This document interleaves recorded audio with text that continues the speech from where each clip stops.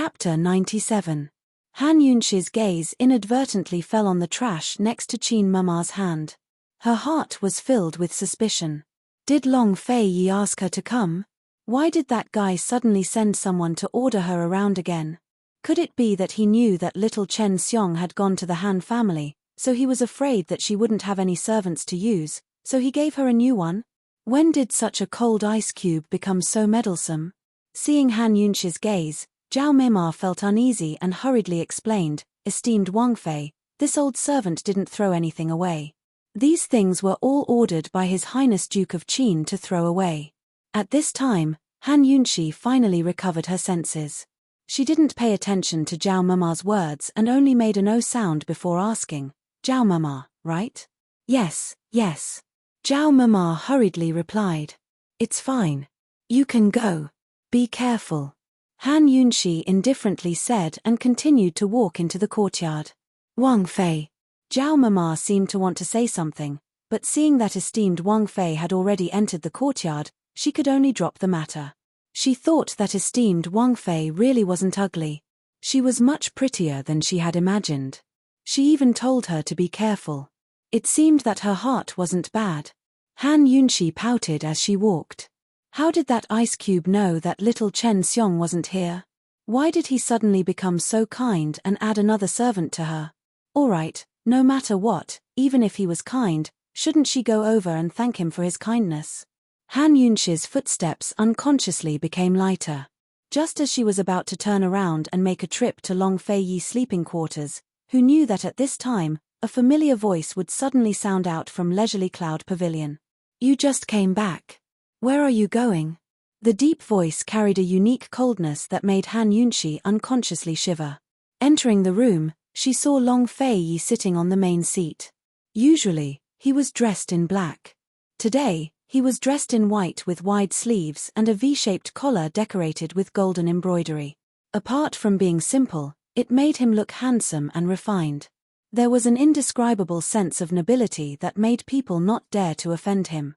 Han Yunxi didn't know if it was because she hadn't seen enough or because she wasn't immune to the white-clothed Long Fei Yi, but she was always easily entranced and confused. However, Long Fei Yi hated this kind of love-struck look the most. His eyes, which were as deep as the sea, darkened as he asked coldly, "Where do you plan to go?"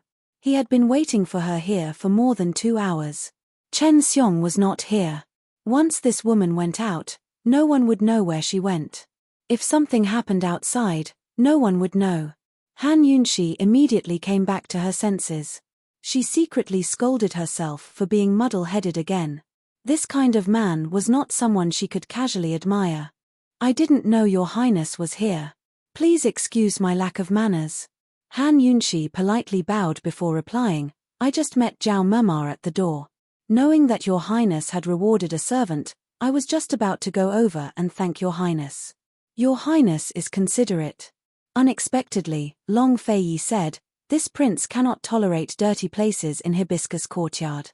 In the future, Zhao Meimar will only be responsible for the cleaning of Leisurely Cloud Pavilion." "What? Does your highness think I'm dirty?" Han Yunxi blurted out. Long Fei Yi's mouth twitched. He paused for a moment, but still replied, "Yes." Han Yunxi immediately sucked in a breath of cold air. So this guy sent Zhao Meimar here specifically to clean.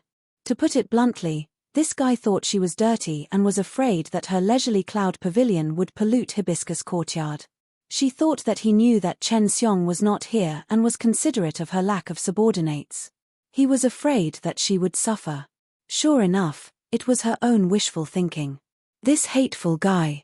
She should have known that he didn't have any good intentions when he meddled in other people's business. "Many thanks for your highness's care, concern. Chen Xie will remember it." Han Yunxi's tone immediately turned cold. The word concern was especially meaningful.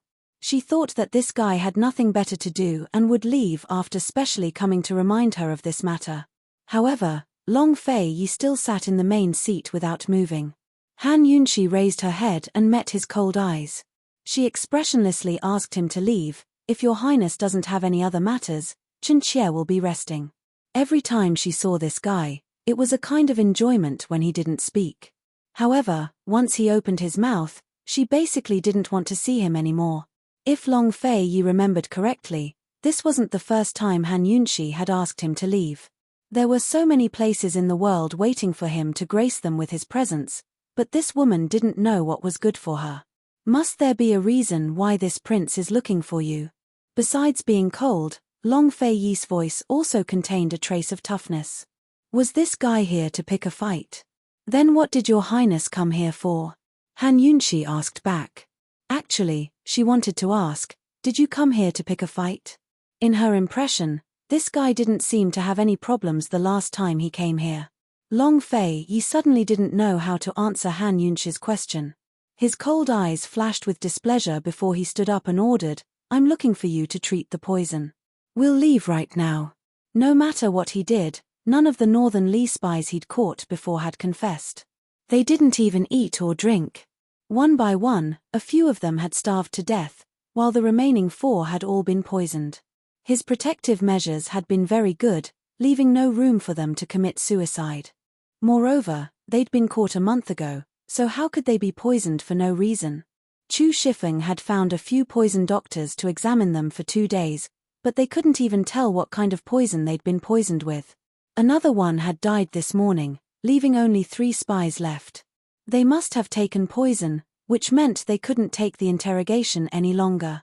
If they succeeded in killing themselves at this critical juncture, then all of his previous efforts would have been for naught.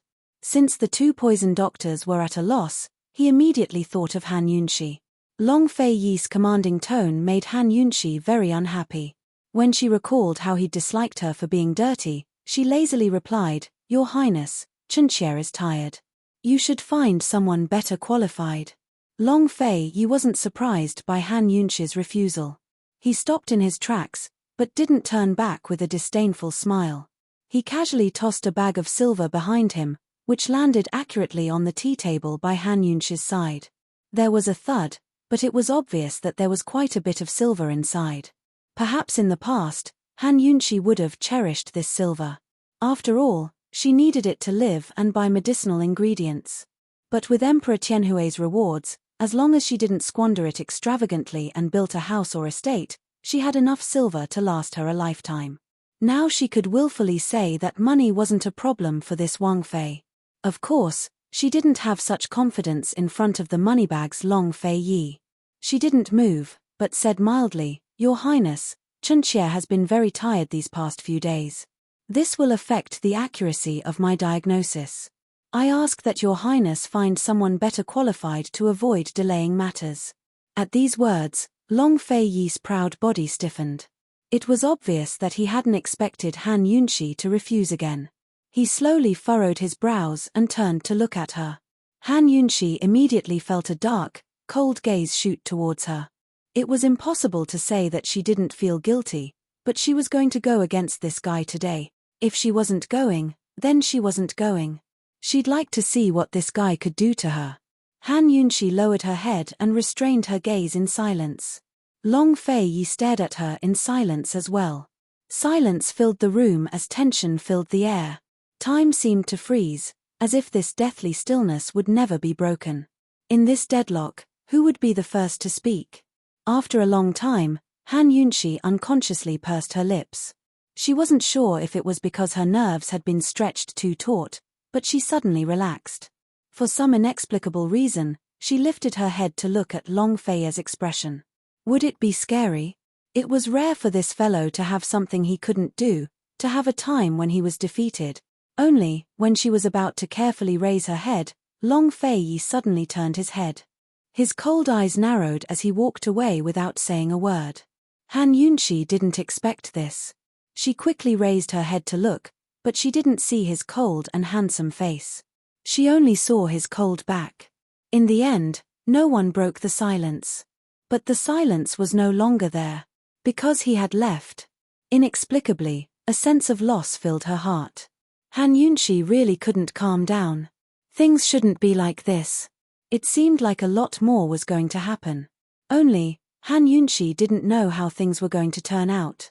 She clearly didn't want to go and now she didn't need to go. Why didn't she feel any sense of relief? She clearly wanted to see him suffer a setback. Now that she had angered him to leave, why didn't she feel any satisfaction from her revenge? Based on that fellow's character, after being rejected once, he probably wouldn't come looking for her to cure his poison again, right? She should be happy. Han Yunshi sighed and shrugged her shoulders. The less she meddled in that fellow's matters, the less trouble she would have, which was pretty good. After thinking it through, Han Yunshi stretched her body and sat down to pour herself some water. It was also at this time that she noticed the changes in the room. Actually, it couldn't be said to have changed. It was just a lot cleaner. The floor, tables, and chairs were all polished until they shone brightly. The stench that originally came from the study room had long disappeared.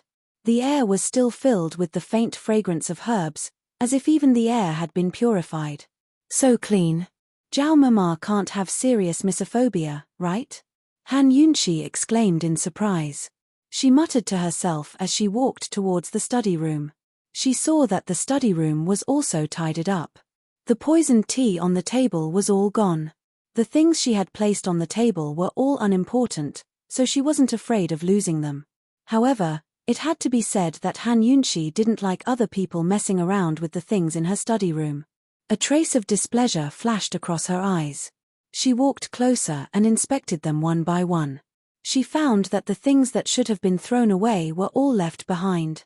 The things that were still useful were all cleaned and placed neatly together. Moreover, in the middle of the table, there was a basin of water nurturing coppermint. The lush green plants grew very densely, adding a touch of vitality to the grey study room. It was especially pleasing to the eye. All right, Han Yunshi admitted that she was quite satisfied. Based on this degree of cleanliness, she could overlook Zhao Mama messing around with her things. At this time, Zhao Mama came back from outside. Seeing Han Yunshi in the study, she hurried over. Esteemed Wang Fei, His Highness Duke of Qin has left. Han Yunshi nodded, then added, in the future, if he's here, you have to let me know. Also, in the future, don't touch the things in my study room. I'll tidy it up myself. Zhao Mama didn't explain that she had wanted to ask His Highness Duke of Qin to stay for dinner, but this mistress had left too quickly. She could only respectfully reply, yes. Seeing that the sky was getting dark, she originally thought that His Highness Duke of Qin would stay for dinner. Who knew that he would leave? Esteemed Wang Fei, what do you like to eat for dinner? This old servant will instruct the kitchens to prepare it. Zhao Mama asked. Han Yunshi was about to answer when she suddenly remembered Long Fei Yi's words. Thus, she raised her brows and looked at Zhao Mama. She smiled playfully and said, Zhao Mama, aren't you only in charge of cleaning the leisurely cloud pavilion? Chapter 98. His Highness Duke of Qin never said she was only in charge of cleaning. Zhao Mama gave a start before she said seriously, Esteemed Wang Fei, this old servant doesn't understand what you mean. Now Han Yunshi was doubtful as well. What did His Highness Duke of Qin have you here for? Zhao Mama didn't know why esteemed Wang Fei would suddenly ask such a question. She repeated her introduction from before. Esteemed Wang Fei, His Highness Duke of Qin had this old servant come to serve you. If there's anything you need in the future, feel free to order this old servant. Hearing this, Han Yunshi gave a start as well. Long Fei Yi, that guy, was lying to her. No, that's not right. That guy was just seizing the chance to say he didn't like how dirty her place was. Her place being dirty had nothing to do with him, so did he have to say such poisonous things about her? How boring. Han Yunshi pursed her lips and was about to speak when Zhao Mema spoke up again. Esteemed Wang Fei, don't worry. This old servant might be old, but I'm much easier to order around than those young servant girls. Ever since the Duke of Qin's estate was built, this old servant has been serving here.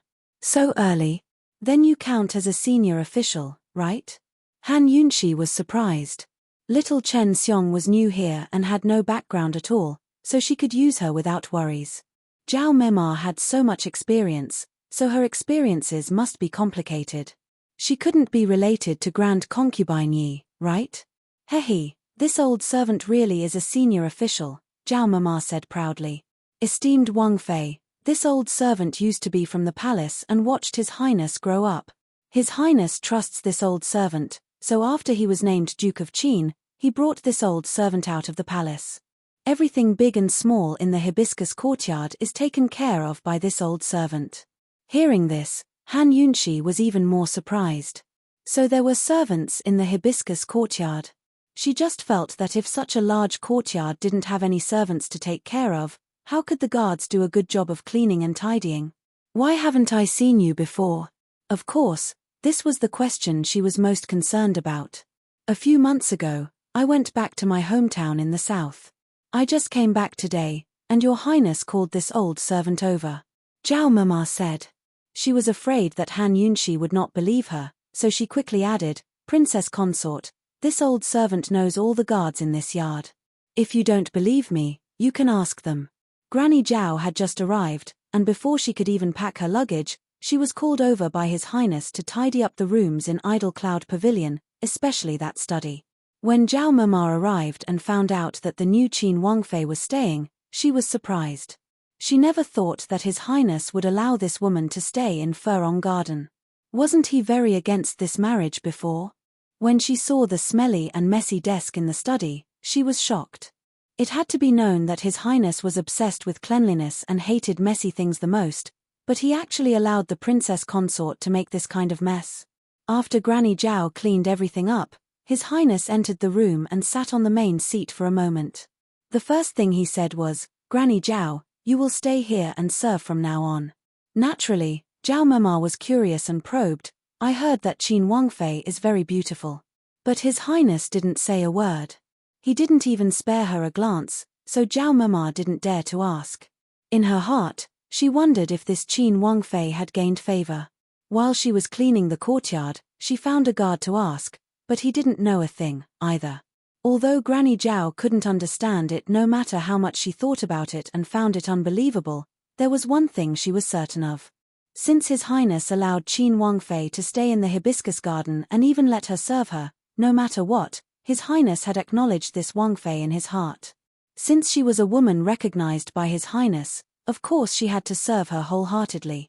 Hearing Zhao Mama's words, Han Yunshi asked mildly, Zhao Mama, in other words, you've served His Highness since he was young, right?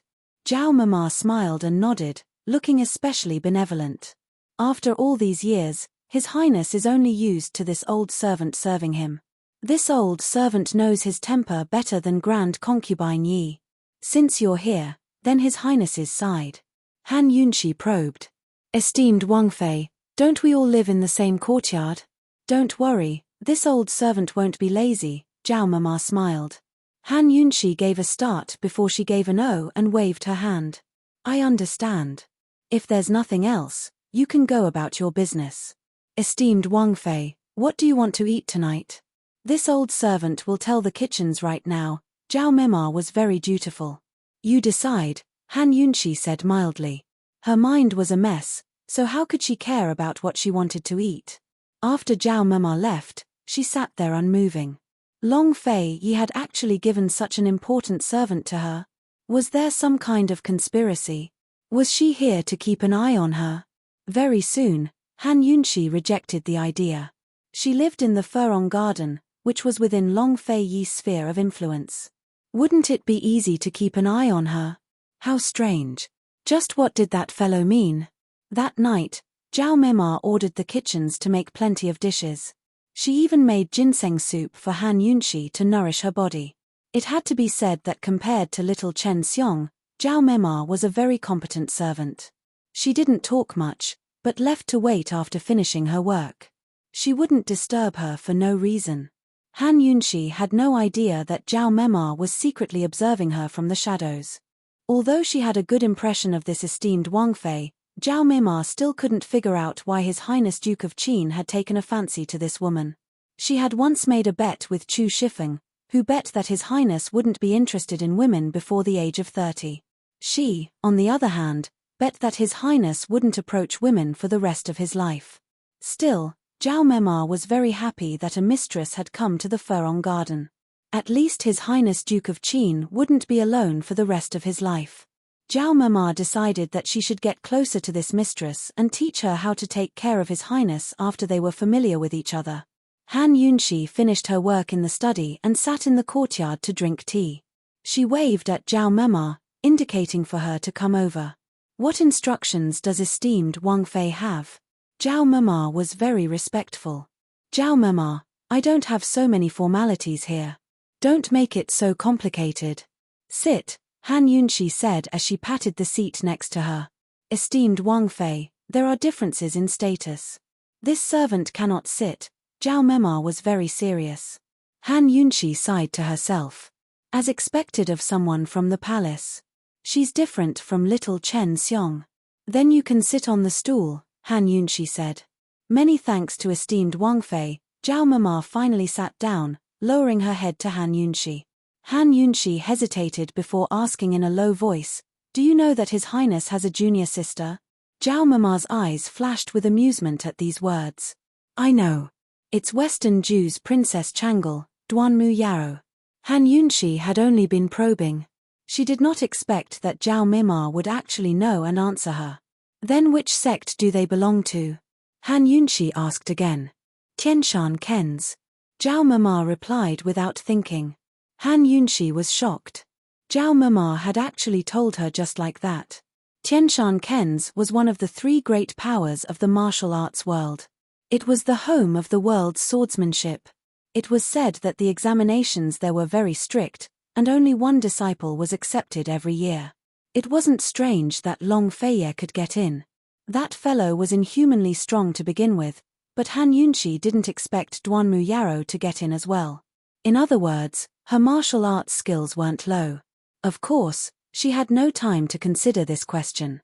She was curious as to whether Zhao Mema would answer her every question. A trace of craftiness flashed through her eyes.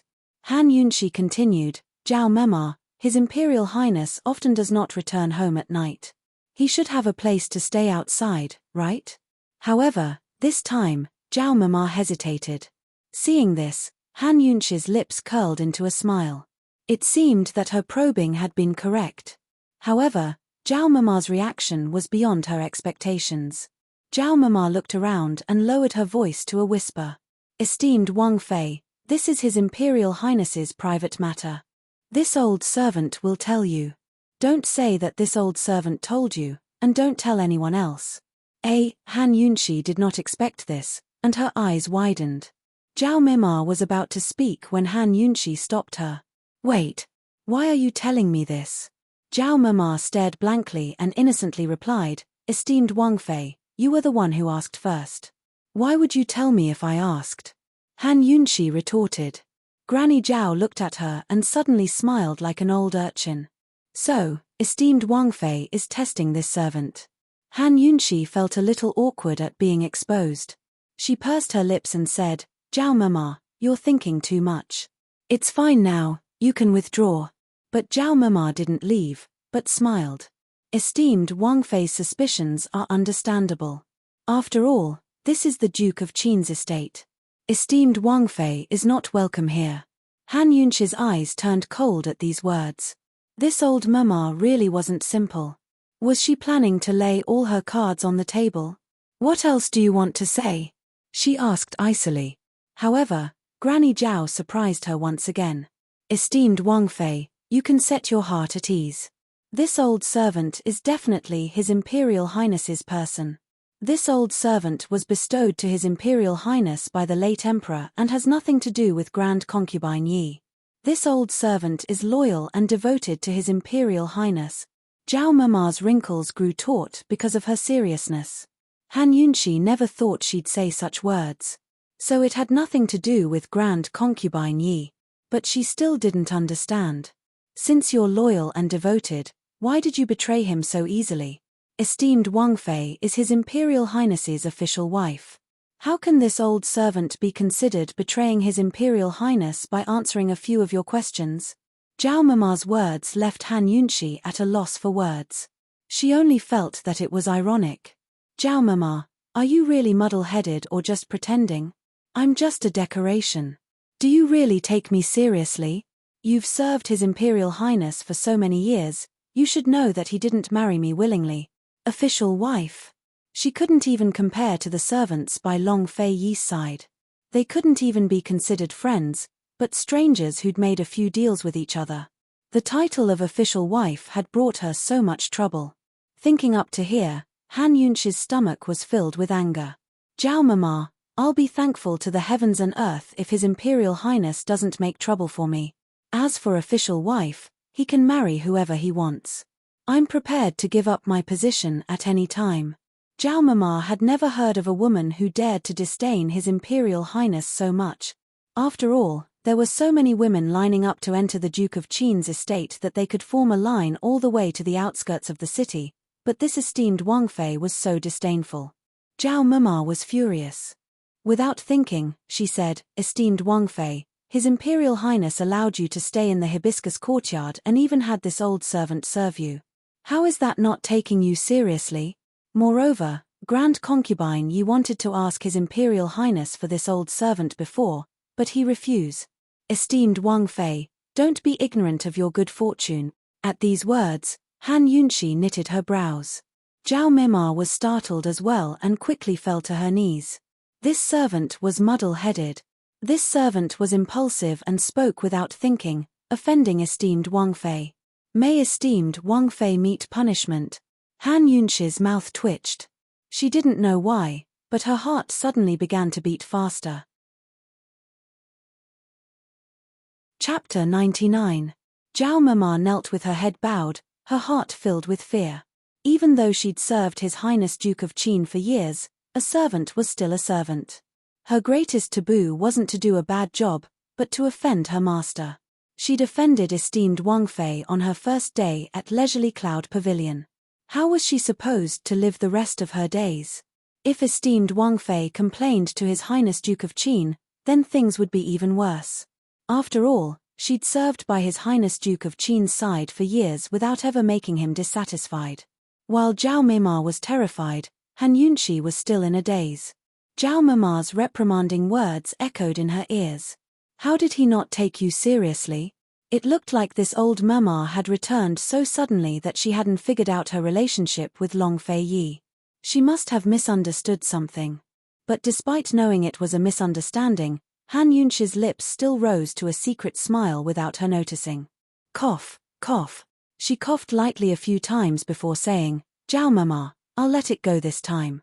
I'll take into account that you didn't mean it on purpose. As for the relationship between His Highness and me..." Han Yunchi paused before bursting into laughter. She patted Zhao Mama's shoulder and grinned. "Hee, you'll understand in the future." Then she walked briskly into the rooms. Zhao Mima slowly raised her head and looked at Han Yunchi's retreating form. Then she recalled her words and felt that something was off. She needed to find that rascal Chu Shifeng and ask him about the details. In the dead of night, the lights in Long Fei Yi's sleeping quarters were still on. A figure silently appeared in front of the door. The guards hidden on the side had long sensed someone approaching, but none of them dared to make a sound. The newcomer was none other than Qin Wang Fei Han Yunchi. Han Yunchi had seen the lights in Long Fei Yi's sleeping quarters from a distance, so she immediately came over. But she hesitated at the door. After hesitating for a while, Han Yunchi still didn't knock on the door. She turned around to leave, but at this moment, the door suddenly moved. Han Yunchi was shocked and instinctively wanted to run away. But damn it, she accidentally missed a step and fell down. "Ah!" She cried out and immediately muffled her mouth, but it was already too late. The doors opened to reveal Long Fei Yi standing inside, dressed in black robes that made him look like a god of the night. He looked down at her with disdainful eyes. "What are you doing?" Long Fei Yi's voice was colder than the winter wind. I. Han Yunchi was so nervous that she couldn't speak properly. However, Long Fei Yi's face was terrifyingly cold. He walked out of the door and walked past her without even looking at her. "I'll go with you to detoxify," Han Yunchi blurted out in a hurry. Before she asked Zhao Mima, she felt at ease. But after asking Zhao Mima, she felt especially guilty. After hesitating for a while, she still came. She also didn't know what she felt guilty about. Perhaps, helping him detoxify the poison was a repayment for him taking her in to stay in Hibiscus Garden and helping her solve a lot of problems. Long Fei Yi stopped and was silent for a while. Then, He asked coldly, "Why did you change your mind?" I just slept for a while. I feel much better now. I should be able to make an accurate diagnosis." Han Yunshi replied. Long Fei Yi's lips curled into a cold smile. Unfortunately, this prince doesn't need it anymore. As he spoke, he continued to walk forward. Han Yunshi suddenly stood up. She didn't know that she had sprained her ankle, but this violent movement hurt her so much that she fell back down. She couldn't help but cry out in pain. "Aya!" Long Fei Yi abruptly halted his steps, but it was only a moment before he started walking again. "Long Fei Yi, stop right there. I'm here to negotiate with you," Han Yunshi hurriedly blurted out. This time, Long Fei Yi really stopped in his tracks. Seeing this, Han Yunshi hurriedly said, "No matter what, I've helped you twice. You should help me once, right? If this prince remembers correctly, this prince paid the consultation fee for both times I asked you to do something."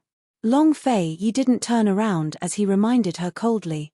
"That's why I won't treat you unfairly this time. I'll help you detoxify the poison, and you help me. We'll each take what we need and help each other," Han Yunshi said with a smile. After a long time, Long Fei Yi finally turned around to look at her. "What is it?" Han Yunshi inwardly sighed in relief. She knew that this guy still hadn't found someone to detoxify the poison. In reality, she wasn't here to make a deal with him. She just thought that he must have encountered a difficult case since he was looking for her to detoxify the poison. Moreover, he had waited for her for more than 2 hours, so he should be in a hurry. As for the deal, it was just something she thought of in a hurry. Han Yunshi wasn't afraid when she saw Long Fei Yi's icy face. She smiled apologetically and waved her hand. "Come over and talk." Long Fei Yi's lips twitched. He was clearly a bit impatient, but he still walked over and squatted down.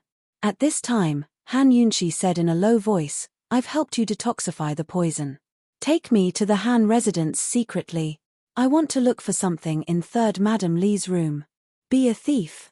Long Fei Yi raised his brows. "No." Han Yunshi immediately denied and lowered her voice even more. "I'm investigating a case. Mu Qingwu asked me to investigate the poison. Last time, he was poisoned with 10,000 snake poison." Long Fei Yi already knew about this.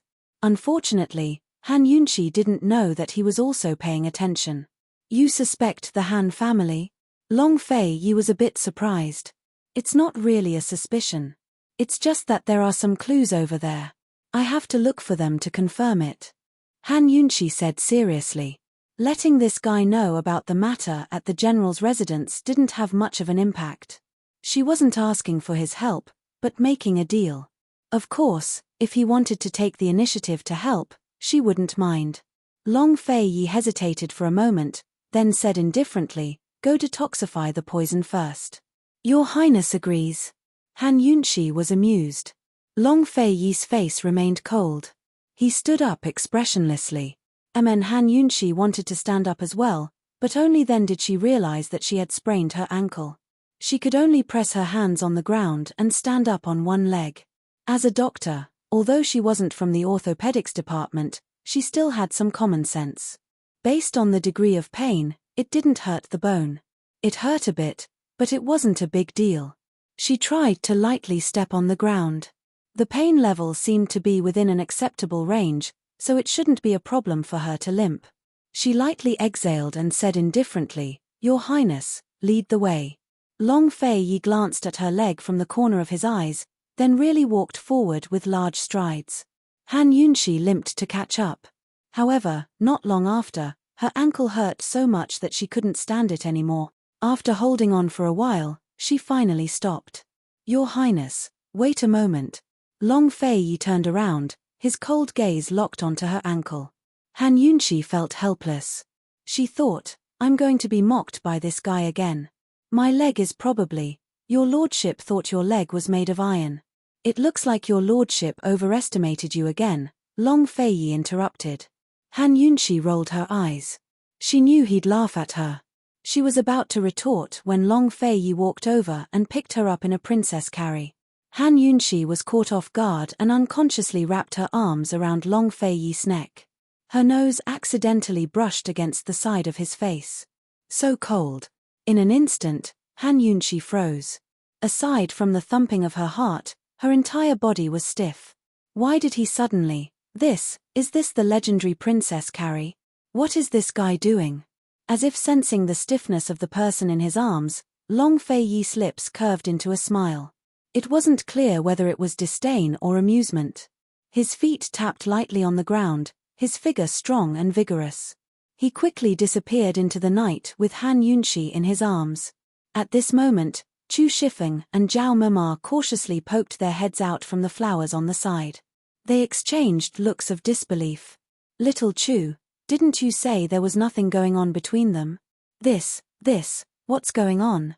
Zhao Mama was completely lost. I really don't know. In any case, this woman just stayed, and then. I don't know the rest, Chu Shifeng replied helplessly.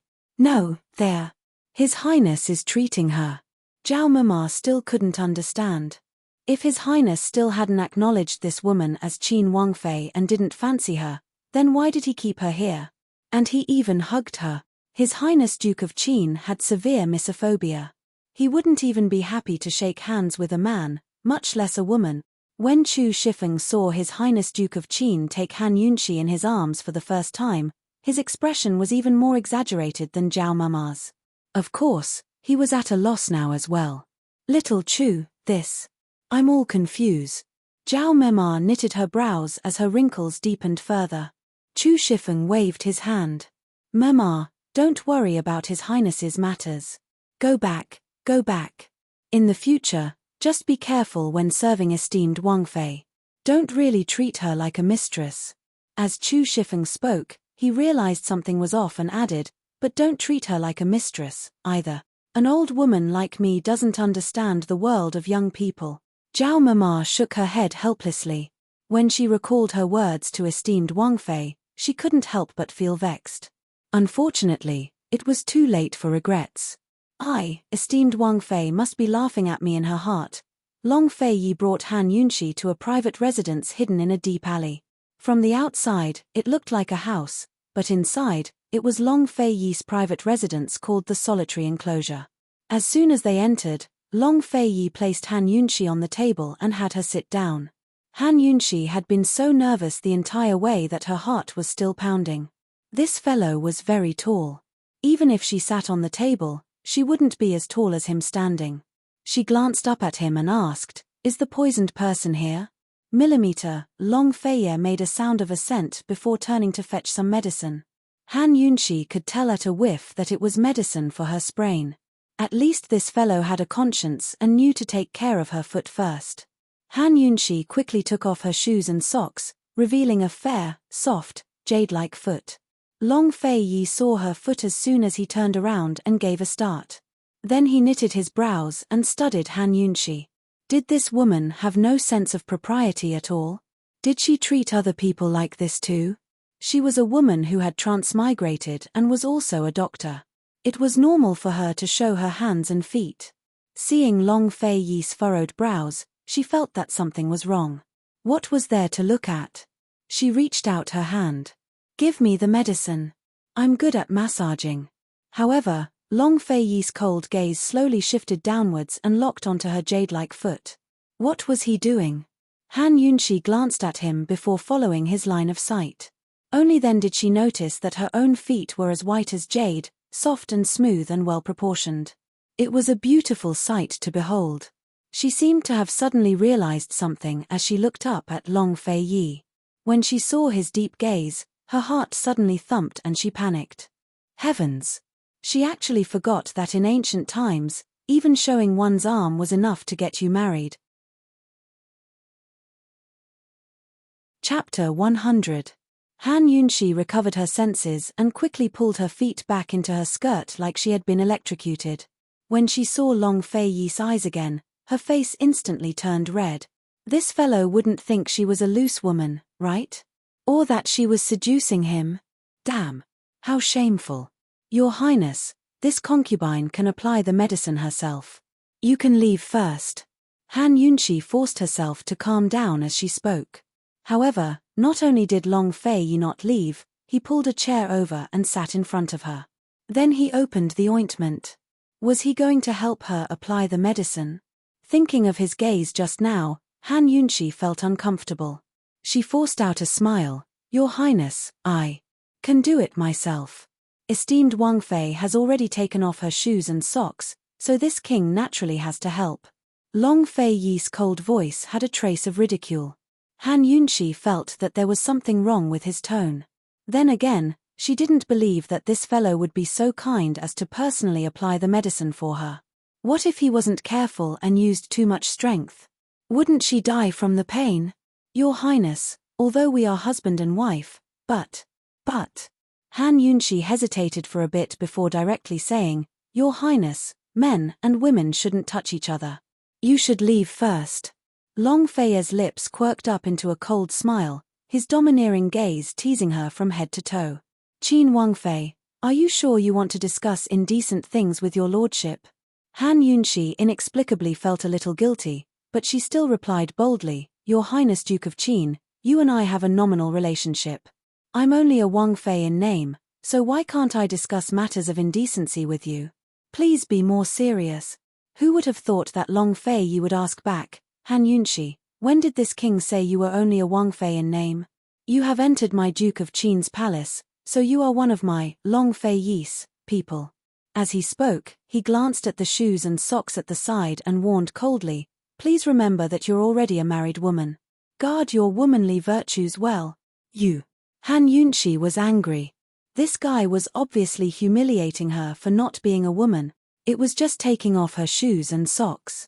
Why would she think so much about it?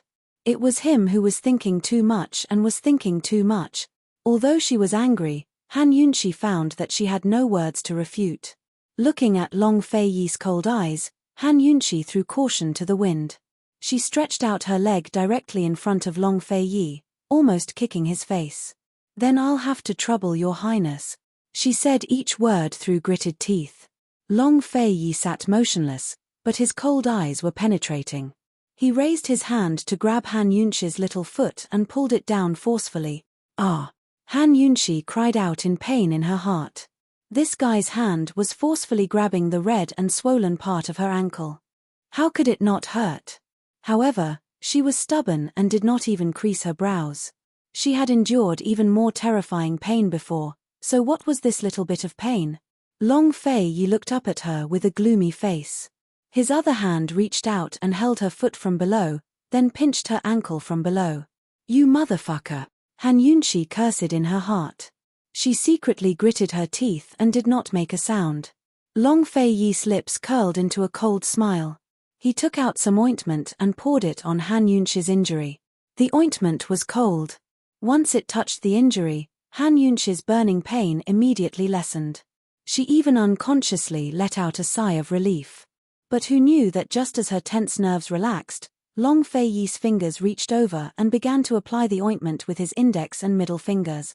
Smear, smear. It was indeed smearing. The man's hand was strong to begin with.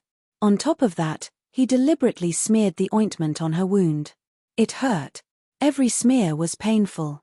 Moreover, as he smeared the ointment with force, the cold feeling of the ointment quickly disappeared and was replaced by a burning sensation. Not to mention her skin, even her bones and tendons felt like they were burning. This feeling was simply as if he was gouging out flesh from a badly mutilated wound. It was unbearable.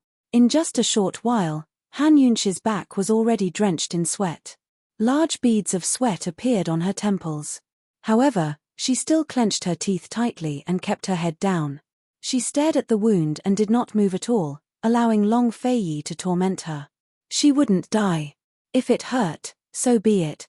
Long Fei Yi thought that she would beg for mercy, but who knew that after a long time, his hand was sore, this woman still did not make a sound. Long Fei Yi instinctively looked up. When he saw that she was still fine and had not fainted, he heaved a sigh of relief. Even he did not realize it. When he took a closer look, he saw that Han Yunshi had her head lowered and was sweating profusely. He thought that this woman could not take it anymore and should surrender, right? But who knew that at this moment, Han Yunshi would look up. She did not look like she was going to surrender at all. Instead, she looked stubborn. Her fearless gaze looked straight into his eyes as if she wanted to see through his guilty conscience. Long Fei Yi was slightly stunned. He could not help but frown as he looked into her eyes. Their gazes met in silence. One was stubborn and the other was cold. They were like enemies. Neither of them blinked first and neither of them gave in an inch. However, Long Fei Yi did not realize that he had already stopped. Similarly, Han Yunqi did not realize that her leg no longer hurt. Time passed by in silence. Heaven and earth were unknowingly silent. After an unknown amount of time, suddenly, there was a bang bang bang knocking on the door. Following that, they heard the guard anxiously report, "Your Highness, another person died in the dungeon." At this moment, the two of them finally regained their senses. They looked at each other and immediately avoided each other. Han Yunqi lowered her head. She could not remember what was wrong with her earlier. What was she looking at him for? Long Fei Yi's brows were restrained and he lost some of his usual calmness. He pursed his lips and threw the ointment over. He said coldly, "Come out immediately after you're done. I'll wait for you at the door." As he said that, he turned around and left. His footsteps were clearly faster. She did not know if it was because the situation outside was urgent or if it was for some other reason. Han Yunqi then looked up. Seeing that he had closed the door, she heaved a huge sigh of relief as if a heavy burden had been lifted off her shoulders. "Bastard!" she cursed. Just as her voice fell, Long Fei Yi rushed her from the door. "Han Yunqi, you better hurry up. Bastard!" Han Yunqi cursed again. She nimbly applied the ointment and wrapped it in a layer of white gauze. She wanted to put on her shoes and socks, but she realized that the socks and boots were too complicated. The white gauze wrapped around her feet could not fit her feet at all. She hesitated for a moment. She could only use the white gauze to wrap her chilly feet tightly in several layers. This way, it would not be considered as exposing her feet, right? She had to admit that Long Fei Yi's ointment was very useful. It did not need to be applied directly on the wound. The cooling sensation was especially good, and it alleviated a lot of the pain. However, Han Yunqi did not care for it. She casually threw the ointment on the table, lightly hopped off with one foot, and limped out. Long Fei Yi glanced at her feet but did not see anything. Her skirt was very long, and when she walked, her feet were mostly hidden in the skirt. "Did the poisoned person die?" Han Yunqi asked. "One person died," Long Fei Yi said. He slightly squatted in front of her and was about to carry her on his back. "Come up." Han Yunqi hesitated, but Long Fei Yi was impatient. "Quick, the poison is acting up." Upon hearing this, Han Yunqi knew that he was in a hurry to detoxify the poison. She had no choice but to quickly climb up. She wrapped her arms around his neck and bent her legs. Han Yunqi was very light, so it wasn't strenuous for Long Fei Yi to carry her on his back. Han Yunqi didn't even get to experience what it felt like to be carried on his back before his figure vanished into the darkness. He was very fast. He passed through the garden, went through the secret passage, and arrived at the dungeon in a moment. He placed Han Yunqi behind the mortuary table. Although Han Yunqi was carried here, she felt as if she had run 400 meters in a time limit. She was so anxious that she could not breathe. When she stood firm, the detoxification system's alarm sounded. Poison. Actually, even without the detoxification system's alarm, Han Yunqi could see that the corpse on the mortuary table was poisoned to death. The corpse's glabella, lips, and fingers were all black. This was the sign of death from a highly toxic poison. Han Yunqi secretly sighed before saying, "This person should have died a day or two ago, right?" Long Fei Yi nodded and pointed to another corpse. "That one just died." Han Yunqi looked over and saw another corpse. She walked closer to take a look. The signs of poisoning had not completely appeared, but the lips were already black. She checked the corpse's eyes, lips, and fingernails. She said indifferently, "Suicide by taking poison?" She didn't have the chance to take poison. Long Fei Yi said. All of the spies he'd locked up in the dungeons were hung by their hands and feet. All of their weapons and poisons had been searched for as well. Moreover, they were locked up in individual cells with towels stuffed into their mouths to prevent them from making noise or biting off their tongues to kill themselves. Moreover, Long Fei Yi had ordered the poison doctors to check their mouths before locking them up. They hadn't found any traces of hidden poisons. Before, Chu Shifeng had been the one interrogating them. These people had refused to say a word, eat, or drink, hoping to slowly starve to death. A few had already died in the past. But a few days ago, Long Fei Yi had come to interrogate them personally. After torturing them, he began to discover that some of them had died from poison.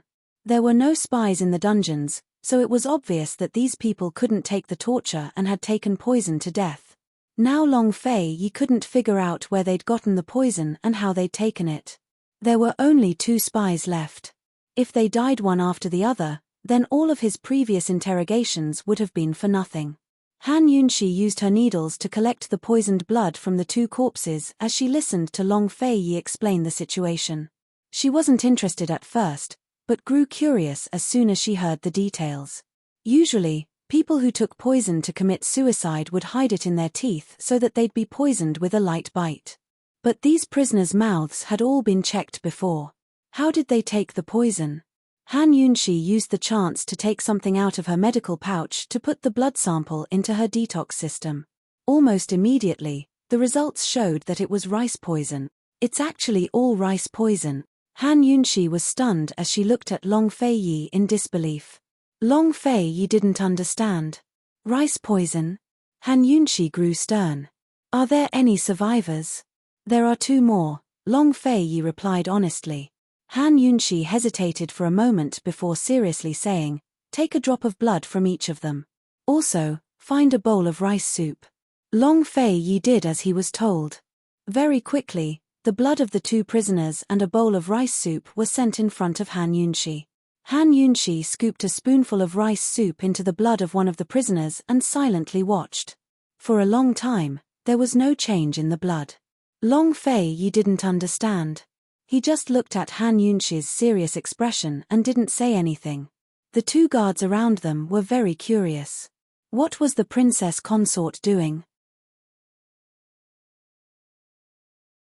Chapter 101. The prison cell was silent. Han Yunxi stared seriously at the rice soup in front of her. That serious expression made the curious people around her unconsciously calm down and wait with her. Long Fei Yi's gaze fell on Han Yunxi's face. It seemed that he hadn't seen this woman's serious and professional side for a long time. If he kept her by his side as an imperial poison master, would it be a rational choice? Just as Long Fei Yi was pondering, Han Yunxi's silent eyes suddenly lit up. She exclaimed, sure enough. Long Fei Yi hurriedly looked at the rice soup. He saw that the originally white and clear rice soup suddenly became turbid and turned black in a short while. So, there's poison in their blood. Long Fei Yi was naturally an intelligent person. He roughly understood what was going on. The rice soup wasn't poisonous. The thing that would turn the rice soup black was undoubtedly the prisoner's blood. Han Yunxi nodded, that's right. There's poison in their blood. This poison is rice poison. What do you mean? Long Fei Yi asked. If there was poison in their blood, how were these prisoners able to live until now? Why was it that the poison doctors he had previously hired couldn't detect any signs of poisoning?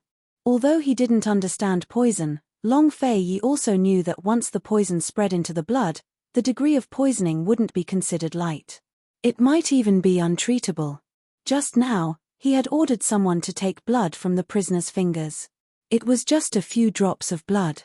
Just by testing it, it was poisonous. This poison had probably completely spread throughout the prisoner's blood.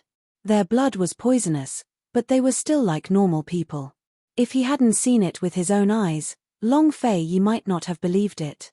This is a very special kind of poison. The reason why it's called rice poison is because this kind of poison will only appear when it comes into contact with rice.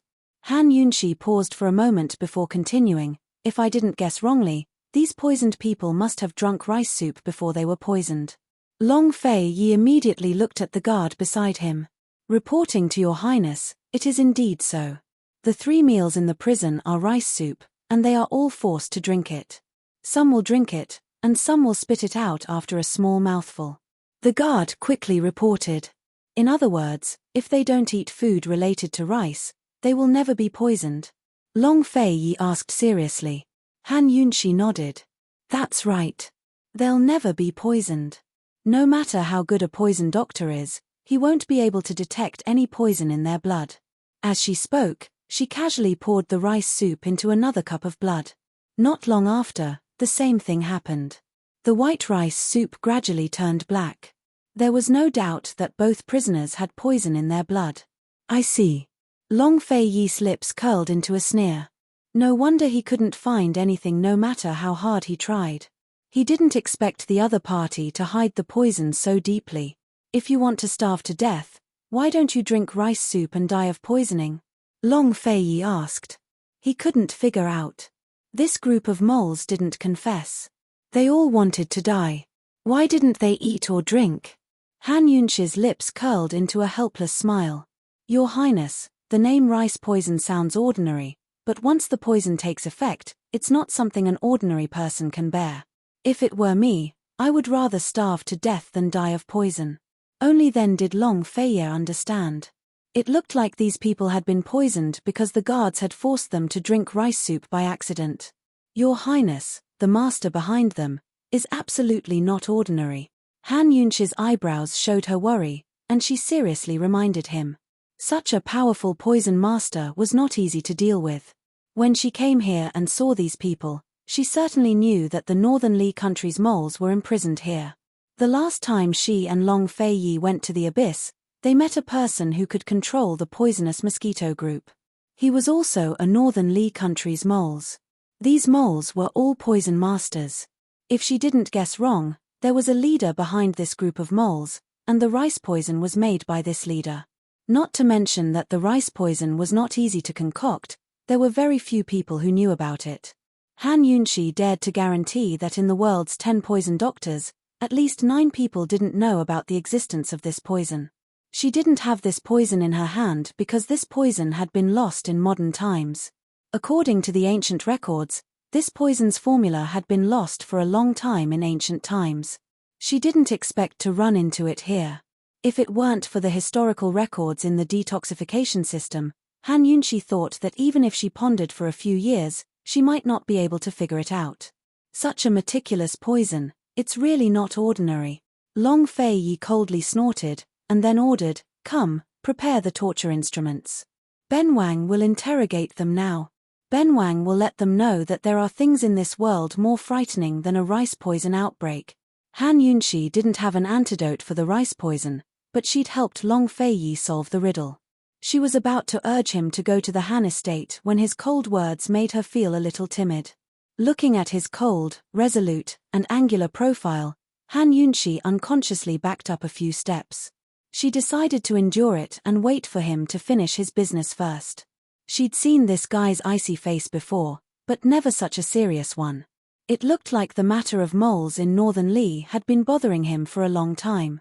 Of course, Han Yunshi was curious as well. In Cloud Realm continent, poison medicine was a side branch that wasn't mainstream. Those who studied poisons were few and far between. Even Cloud Realm Medical Academy didn't treat poisons as a main course of study, so there shouldn't be many poison experts on this continent. What kind of person was hiding behind these moles? Was this person in Northern Li country, or was she hiding in Tianning's capital city like the moles? These moles were all women, so could the person behind them be a woman as well? If she didn't have the help of the detox system, would she lose in a contest?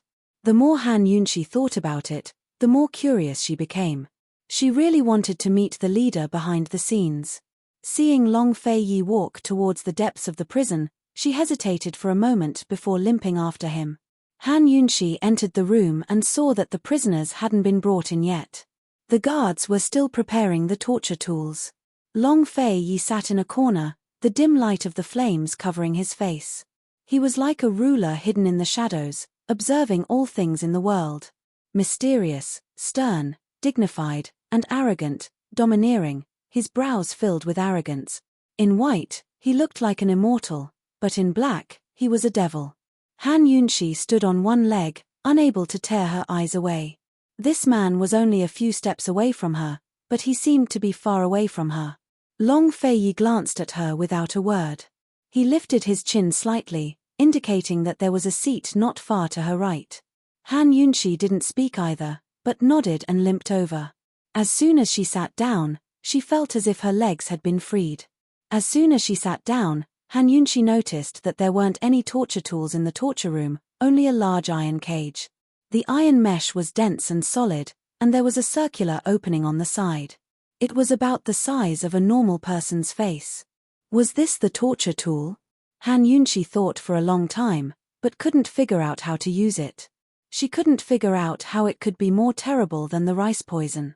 Very soon, the guard brought in a rat cage. Inside was a terrifying black rat. Its head and tail were as long as an adult's arm, and its mouth was especially sharp. Han Yunshi couldn't figure out what this rat was used for, but after looking at it a few times, she couldn't help shivering as her hairs stood on end. It seemed like even the guard was afraid of this black rat, not daring to use his hands to grab it. Instead, he opened the rat cage and threw the black rat into the large iron cage, closing the opening of the large iron cage. When the large black rat fell into the large iron cage, it immediately ran around like it was crazy. It seemed like it had been locked up for a long time and hadn't moved for a long time, but it also seemed like it wanted to escape from the iron cage. In short, this rat was very excited. Han Yunshi grew more and more bewildered as she watched. At this moment, a guard tossed a piece of raw meat the size of a thumb into the rat's back. But the rat had a keen sense of smell and immediately turned to pounce on the meat, swallowing it whole in one gulp. It didn't even chomp down. Han Yunshi unconsciously sat up straight and said in a shocked voice, "This rat was raised with raw meat." Long Fei Yi didn't reply and the guard respectfully said, reporting to the princess consort, "Yes." Han Yunshi immediately understood what was going on. She couldn't help quivering as she hugged her arms tightly. It was too terrifying. This rat that ate meat had clearly been hungry for several days. It was so hungry that it jumped up and down to find food. Moreover, it should have entered this iron cage several times. It knew that once it came in, it would have meat to eat, so it ran around excitedly. If Long Fei Yi locked the prisoners in this iron cage, then wouldn't that be? Han Yunshi didn't dare to think about it and unconsciously turned to look at Long Fei Yi. She only saw Long Fei Yi's expressionless face and his eyes were cold and emotionless, just like an azura in the night. This kind of torture was even more terrifying than the rice poison. Facing this kind of torture, would anyone not confess? Very quickly, the two female prisoners were brought over. Their hands were tied behind their backs and their hair was disheveled. They looked withered and it was estimated that they had been hungry for several days. One of the female prisoners was brought to the side and tied up while the other was brought to the side of the iron cage. When the towel in her mouth was removed, she angrily shouted at Long Fei Yi, "Long Fei Yi, don't waste your energy. Even if I die, I will never answer any of your questions. I advise you to stop wasting your energy. It's useless." Long Fei Yi's lips curled into a mocking smile. He didn't reply and gave a sharp look to the guard to bring the female prisoner over. The female prisoner's head fiercely hit the iron cage. When the big black rat smelled the scent of food, it suddenly jumped out from the inside. Its sharp claws crazily scratched the iron mesh as if it wanted to tear the iron mesh apart. Han Yunshi was frightened out of her wits. If it wasn't for the iron mesh, who knew how badly the female prisoner's head would have been scratched? The hungry big rat didn't care who you were. As long as there was meat, it would definitely eat it. The female prisoner seemed to have realized that the torture this time was different from the previous ones. She struggled fiercely but the guard grabbed her neck tightly and pressed her head against the iron mesh. The female prisoner roared loudly, "Long Fei Yi, abusing a woman, are you still a man? If you have the ability, kill me." Long Fei Yi, did you hear that? You're a cold-blooded and heartless thing. You're not human. What kind of hero are you? If you have the guts, kill me. Long Fei Yi didn't say anything. The guard suddenly pulled the female prisoner away and used a towel to gag her mouth. The room immediately quietened down. At this moment, Long Fei Yi slowly opened his mouth. His voice was so cold that it caused the surrounding temperature to drop by several degrees. All these years, more than 10 people have died by your hands, including a 6-year-old child and an infant in swaddling clothes. Are you worthy to talk to this prince about being a man? Han Yunshi originally had some sympathy for this female prisoner, but when she heard Long Fei Yi's words, she was furious. These traitors, forget about the shady business they didn't even let off a child. It was simply too abominable. She deserved this day. The female prisoner unhappily struggled to turn her head. However, Long Fei Yi said coldly, "Carry out the punishment." Carry out the punishment? Were they throwing people in there? Or? Chapter 102. Han Yunshi thought that the guard would throw the female prisoner into the iron cage to let the carnivorous rats gnaw on her, but the result was totally out of her expectations. Even the female prisoner herself had not expected it to turn out like this. The guard grabbed the female prisoner and pushed her to the side of the iron cage and deftly opened that little window which was the size of a human face. Before the carnivorous rats pounced over, he grabbed the female prisoner's head and actually used her head to block that little window. Heavens! Han Yunshi instantly sucked in a breath of cold air as she realized in hindsight that the outcome of offending Long Fei Yi was so terrifying. The moment the female prisoner's head blocked that little window, the starving carnivorous rats instantly pounced over and its hind legs grabbed onto the iron cage to stabilize its body. Its front claws were like iron hooks as it pierced through the female prisoner's hair and hooked onto her skull. Its sharp mouth revealed its fangs as it bit down on the female prisoner's head. Woo woo, woo woo woo. Of course the female prisoner knew what was happening at the back of her head. Her face was deathly pale and her eyes were opened wide like copper bells, filled with fear. She struggled with all her might and used all her strength to move her body. Her mouth, which was blocked, let out a whimper as if she was begging for mercy. Long Fei Yi did not bother about her, but the female prisoner kept on sobbing as she looked towards Long Fei Yi. Her terrified eyes revealed an obvious pleading look. Anyone could tell that she was begging for mercy. At this moment, Long Fei Yi gently raised his hand and the guard threw a piece of meat into the iron cage. The carnivorous rats immediately changed their target and let go of the female prisoner's head as they pounced towards that piece of meat. The guard immediately used this opportunity to pull the female prisoner away and closed the little window. The female prisoner closed her eyes and her legs went soft as she sat on the ground paralyzed. She seemed to have lost all her strength as she was so frightened that she was shivering and had yet to recover from the shock. Han Yunshi's brows were tightly knitted as she looked towards the back of her head. All she saw was that her long hair was messy and her flesh was badly mutilated. She then looked towards that big rat in the iron cage and instantly felt disgusted and didn't want to look at it any longer. "Now, can you decide whether you want to write out the list of names?" Long Fei Yi asked. What he wanted was the list of names of all the traitors. Once he obtained this game in Northern Li country would be completely over. The female prisoner lowered her head and didn't move. Not sure if she was scared silly, or at least in Han Yunshi's view, she was scared silly. However, the facts proved that Han Yunshi had underestimated this group of traitors. After a while, the woman slowly raised her head. She had been pleading with Long Fei Yi just then, but now she was glaring fiercely at him. She turned her head away and refused to answer his question. Why did she just whimper and beg for mercy? Han Yunshi knitted her brows.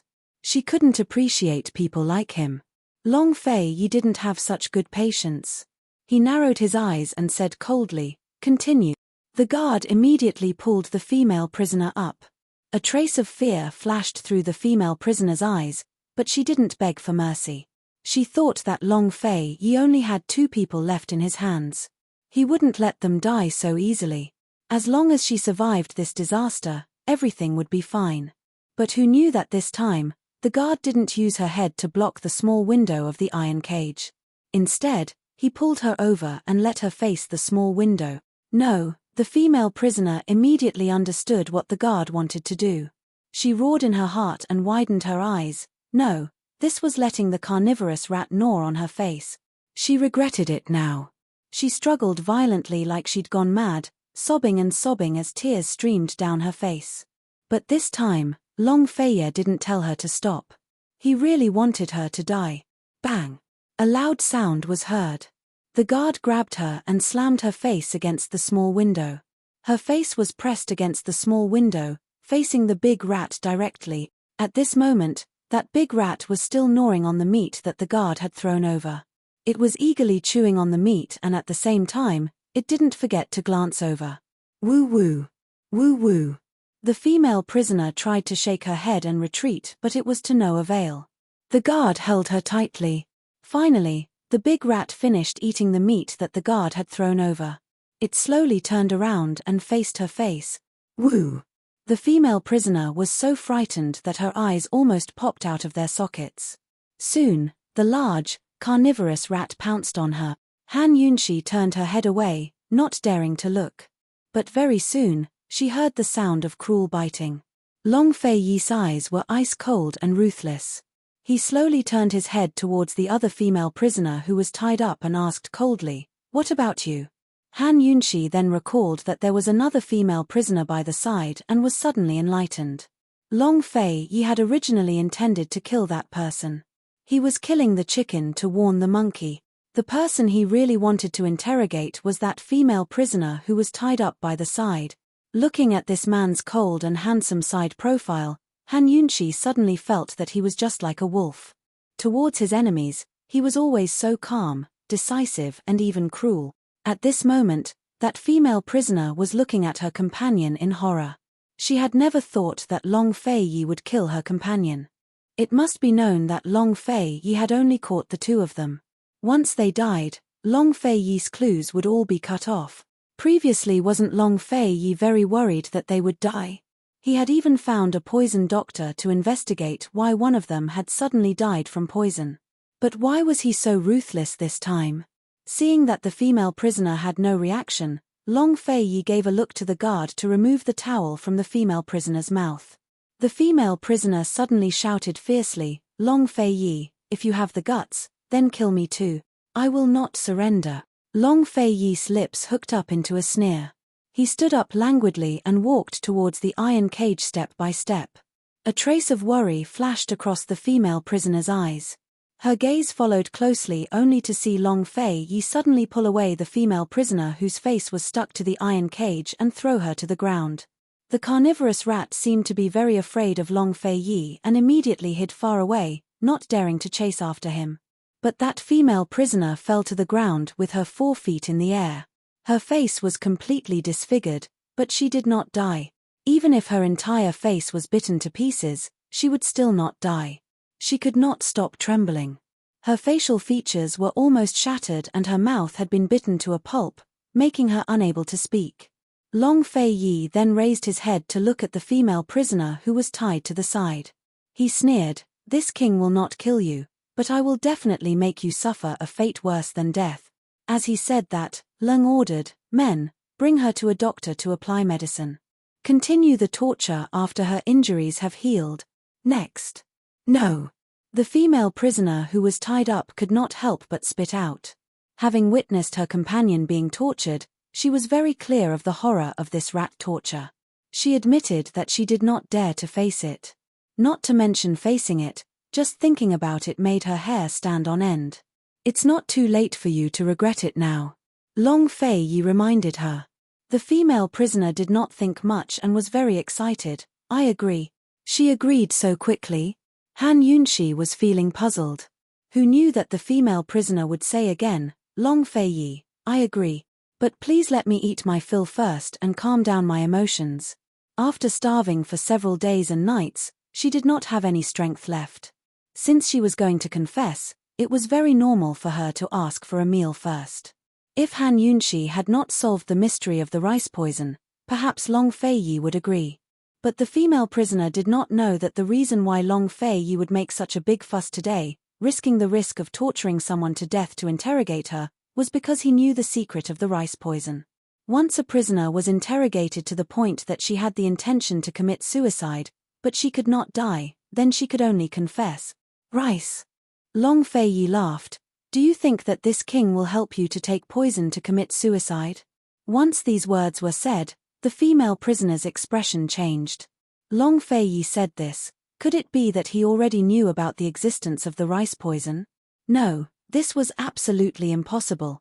Their master's method of poisoning was so secretive and the rice poison was an ancient poison. There were very few people who knew about it, so how did Long Fei-yi know about it? The female prisoner looked at Long Fei-yi in disbelief. Long Fei-yi did not have the patience to waste time with her. Men, carry out the punishment. She would not die, slowly torture her. If she did not confess the first time, or the second time, she would definitely confess the third time.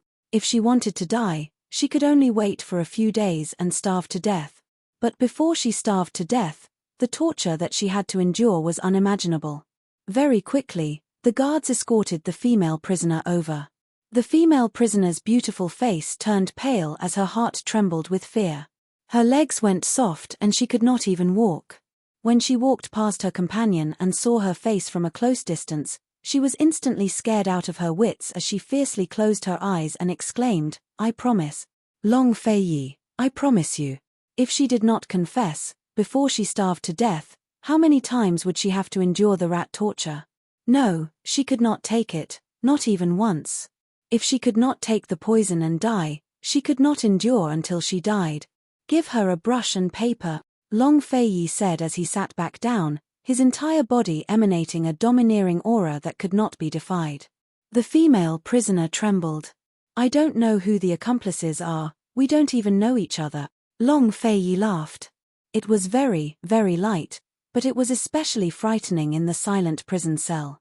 "I only know who we have to kill in the next 3 years. I really don't know anything else," the female prisoner hastily confessed. Seeing the female prisoner so frightened, it didn't seem like she was lying. The guards quickly brought over a brush and paper. The female prisoner's hand trembled as she held the brush. After a long time, she finally wrote down a list of names. "I only know about these 20 people. I really don't know about the others." Her voice was choked with sobs as tears flowed uncontrollably from her eyes. Long Fei-yi took a look and seemed to see something. A complicated look flashed through his eyes, but he did not show it. Coldly, he asked, "Who is your master in Northern Li country? Is he also hiding in Tianning?" For such a secretive organization of spies to hide in Tianning country for 3 to 4 years, or even longer, the mastermind behind this was definitely not an ordinary person. "I don't know," the female prisoner blurted out, then hurriedly explained, "We only listen to the captain. I've only seen the captain, but I've never seen the higher-ups." This kind of organization was very similar to a spy organization. Even if the people below were discovered and tortured, they still wouldn't betray the higher-ups. "Who's your captain?" Long Fei-yi asked with interest. "She's called Sister Mosquito. She died at your hands not long ago," the female prisoner replied truthfully. She paused, then added, "She can control poisonous mosquito swarms." At these words, Long Fei-yi finally remembered. So it was the female spy who controlled the poisonous mosquitoes. He really didn't expect her to be the captain of these female spies. If he hadn't been afraid of accidents happening in the valley, he wouldn't have killed that woman so quickly. Long Fei-yi interrogated the female prisoner a few more questions before he stood up and indicated for the guards to take her away and continue to imprison her. Han Yunshi saw everything and remained silent. She only secretly sighed in relief. Such a cruel thing had finally passed. At this time, Long Fei-yi handed over the list of names, a playful look in his eyes. "Take a look." Chapter 103. Seeing Long Fei-yi's expression, Han Yunshi felt inexplicably uneasy. She took the list and skimmed through it. Her heart almost stopped beating. There were 20 names on the list, but 5 of them were children. The oldest was no more than 10 years old, and all of them were direct descendants of Tianning's noble families. One of them was even an imperial grandson. Compared to this group of people, what did Long Fei-yi's cruelty count for? But that wasn't what shocked Han Yunshi the most. What shocked her the most was the name she was familiar with. Mu Qingwu. Heavens! Mu Qingwu was actually on the list as well. He was someone these female spies wanted to kill in the next 3 years. Han Yunshi had suspected that the person who poisoned Mu Qingwu might be a Northern Li spy, but that was just a thought. She didn't think too much about it. After all, General Mu's estate held a high position in Tianning country. They controlled military power and had plenty of enemies within the country. She never expected that the poison in Mu Qingwu's body really had been planted by these female spies. In other words, these spies had been lurking around the general's estate for many years. If it wasn't for that chance encounter, no one would have discovered the poison hidden in Mu Qingwu's body. According to the spies' plan, they would continue to poison Mu Qingwu for the next 3 years. Once the 10,000 snake poison accumulated to a certain level, Mu Qingwu would definitely die from the poison. Even Deluo immortals wouldn't be able to save him. Han Yunxi abruptly raised her head and looked at Long Feiyi in disbelief. Long Feiyi's playful smile grew wider and wider as he laughed cold. Han Yunxi, your lordship will take you to the Han estate right now. I hope you won't disappoint your lordship. At these words, Han Yunxi's heart gave a jolt as her face turned deathly white. She backed up a few steps, her brows knitted. What do you mean? You were the one who told this prince that you suspected the Han family's third Madam Li. How could you forget this matter so quickly? Long Feiyi asked. He was very satisfied with the results of today's interrogation, and he was looking forward to the news brought by Han Yunxi. Although he didn't know much about poisons, he knew that the 10,000 snake poison in Mu Qingwu's body was the most unique type. To be able to silently poison Mu Qingwu for so many years, she definitely wasn't an ordinary female spy. Perhaps, they would be able to gain a lot from this trip to the Han clan. Of course, Han Yunxi understood what Long Feiyi was thinking. She immediately explained, it's not a suspicion. It's just that there might be some clues. Your Highness, please don't have too much hope. Otherwise, you'll be too disappointed. She wasn't defending third concubine, but defending the Han family. Han Konggan's crimes were enough to exterminate the Han family. Fortunately, the previous diagnosis wasn't made public, so she was able to make up for it. This time, if they really found something in the Han family, or if they really found out that there was a spy from Northern Li in the Han family, then it would be difficult for the entire Han family to escape this calamity. It had to be known that treason with the enemy was a serious crime that required death. Even if there was a general amnesty, there were clear rules that didn't pardon this crime. The deadline for the bet with Mu Liuyu was approaching. Han Yunxi hoped more than anyone else that they could find something from the clues from Madam Li. However, at this moment, she also hoped more than anyone else that the true culprit of the poison was in the Han family. Not to mention the innocent people in the Han family, just little Yi alone was enough to make her reluctant to part with him. Even if it's just a possibility. Long Feiyi raised his brows and smiled. This prince is also very interested. Han Yunxi looked at him with furrowed brows, unable to speak for a long time. If she had known that Long Feiyi would interrogate this list, she wouldn't have told him about the Han family. She would have thought of a way to investigate first. Only then would she know what to do and how to deal with it. What, esteemed Wang Fei wants to play favoritism? Long Feiyi asked. It was rare to see this woman so flustered. The playfulness in his eyes deepened. I'm not. Han Yunxi immediately denied. However, when she met Long Feiyi's scrutinizing gaze, she still avoided it. Let's go before the sun rises. Long Feiyi pressed on. There was no wall in the world that didn't have a crack. Han Yunxi knew that if Third Madam was really suspected, it wouldn't be able to escape this fellow's eyes. It was only a matter of time before it was discovered. Rather than hiding it now, she might as well say it directly and take precautions. She gritted her teeth and said seriously, Your Highness, I promise that I won't play favoritism. However, can you promise me one thing? Long Feiyi was a little surprised. He sat back down and asked playfully, Is esteemed Wang Fei negotiating with this prince? From what he understood, Han Yunxi had been abused in the Han family since she was young. She didn't have any feelings for the Han family. If she could even send Han Konggan to the prisons, why would she be reluctant to part with the rest of the Han family? Who did she care so much for? This thought made Long Feiyi, who was originally in a good mood, suddenly feel a little uncomfortable. Han Yunxi really wanted to answer him yes, but she didn't have the confidence now. She also didn't know if Third Madam was innocent. Your Highness, this concubine is familiar with poisons and can help you. As long as you agree to this concubine's small request, this concubine will do her best to serve Your Highness and uncover all the spies. So, you're not negotiating with this prince, but threatening this prince? Long Fei Yi asked back.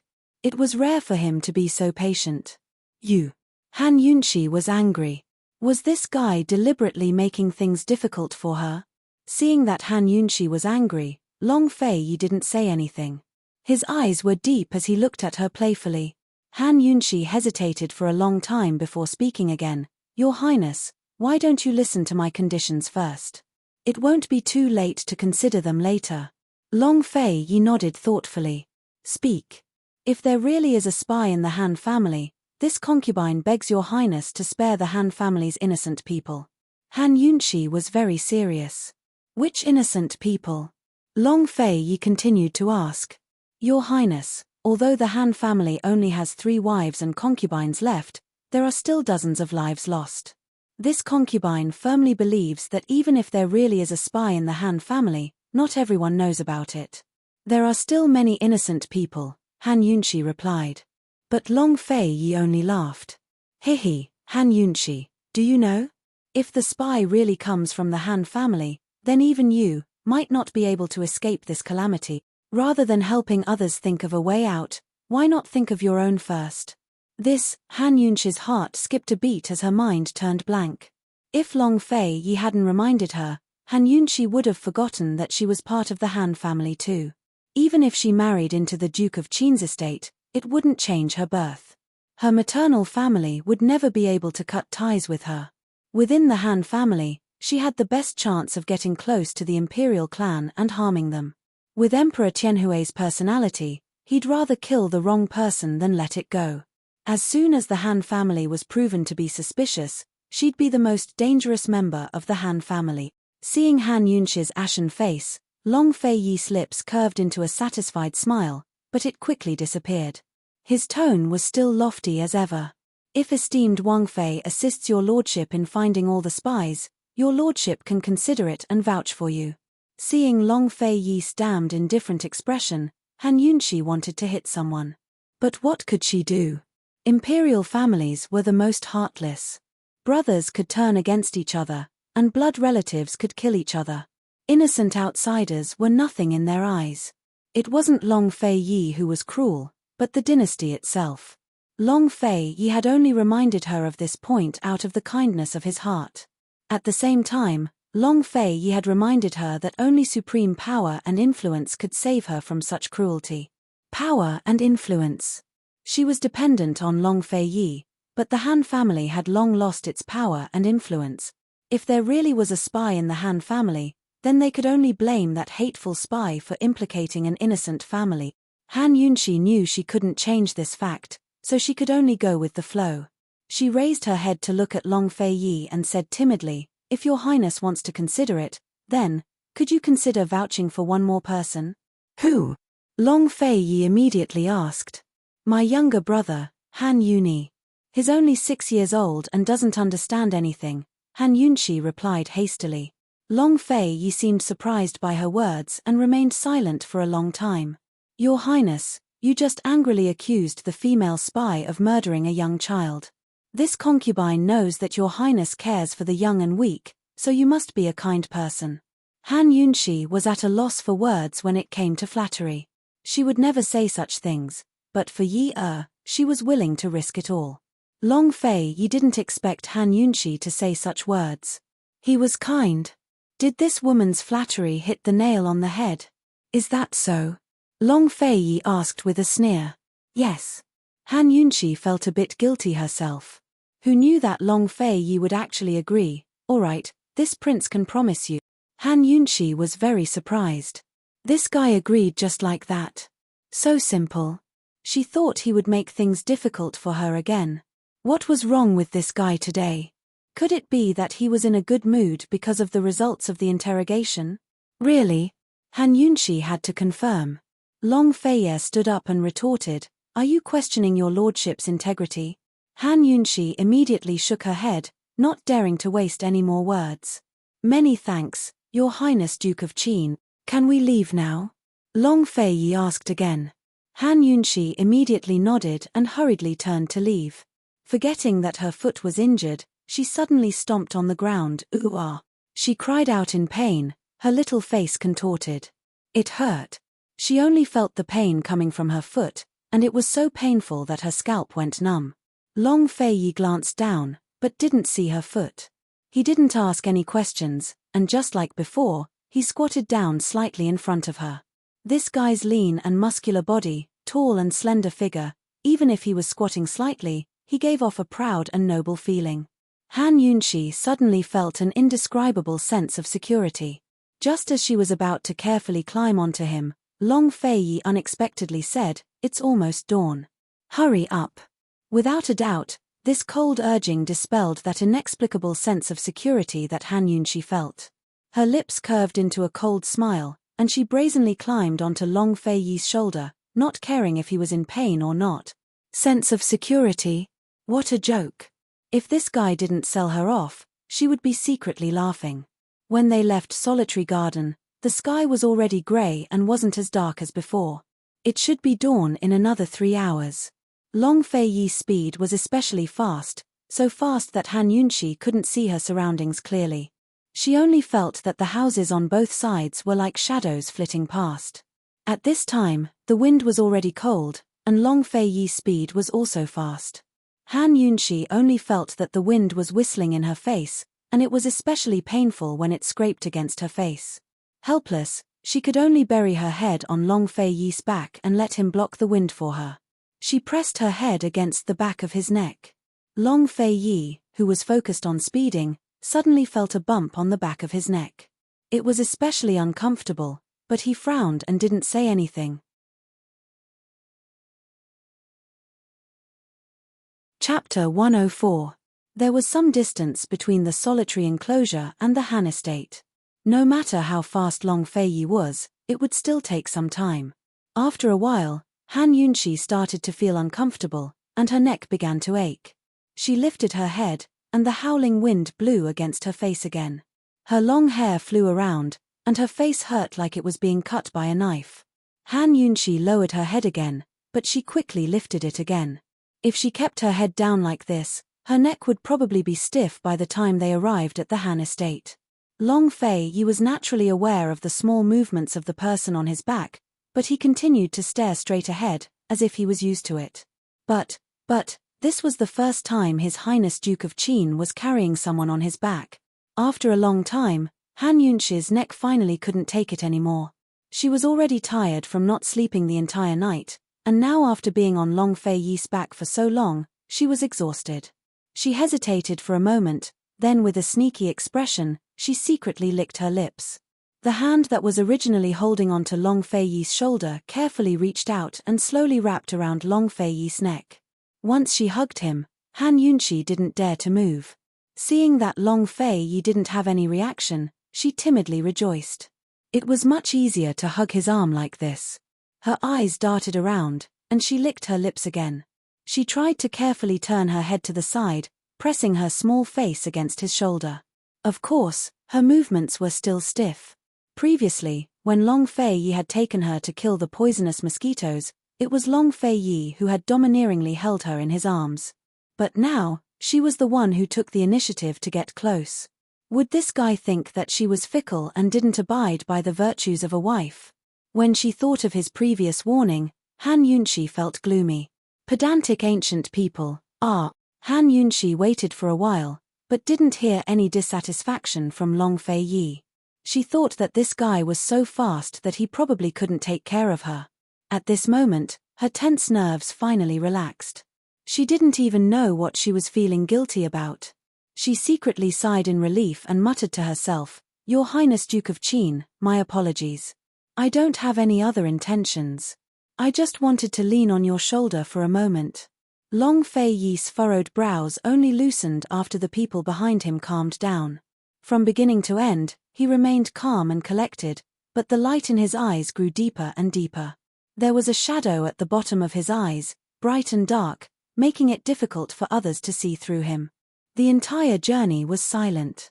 There was only the sound of the wind whistling past, and the thumping heartbeats that neither of them was aware of. When they arrived at the Han residence, the sky was still dark. The sun always rose late in the winter. Han Yunxi pointed the way, and Long Fei quickly and quietly landed on Third Madam's roof with her. Although she received Long Fei's promise, Han Yunshi still didn't want to find any clues in Third Madam's room. It was best if the Han family didn't get involved. There would always be a way to find clues elsewhere. The Han family's courtyards were mostly the same. Based on her previous memories, Han Yunshi had a rough idea of the layout of Third Madam's courtyard. It was similar to a small courtyard house. At this moment, the courtyard was completely silent. No one had gotten up yet.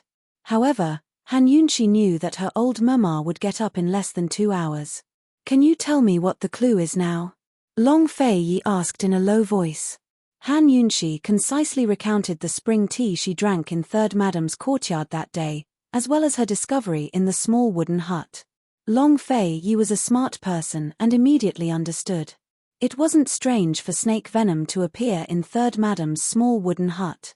However, it just so happened that the snake venom had been replaced. This was a bit suspicious.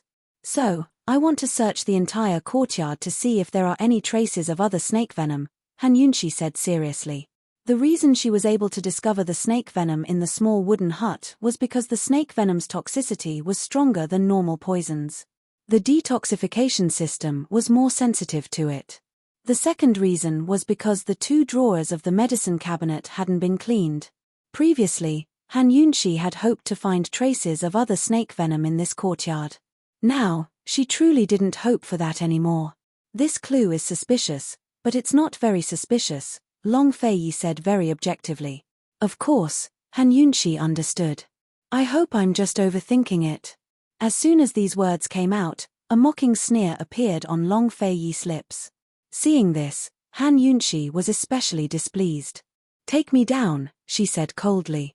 Her tone carried an element of command. Long Fei stared blankly as he met her angry eyes. For some reason, he didn't bicker with her. He landed with her in his arms and quietly pried open the door. Han Yunshi saw his nimble and experienced movements as he opened the door and couldn't help but sigh in her heart. This guy was the high and mighty Duke of Qin, but his potential as a thief was actually so good.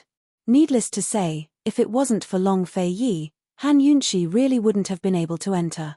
As soon as the door was pushed open, Han Yunshi limped in.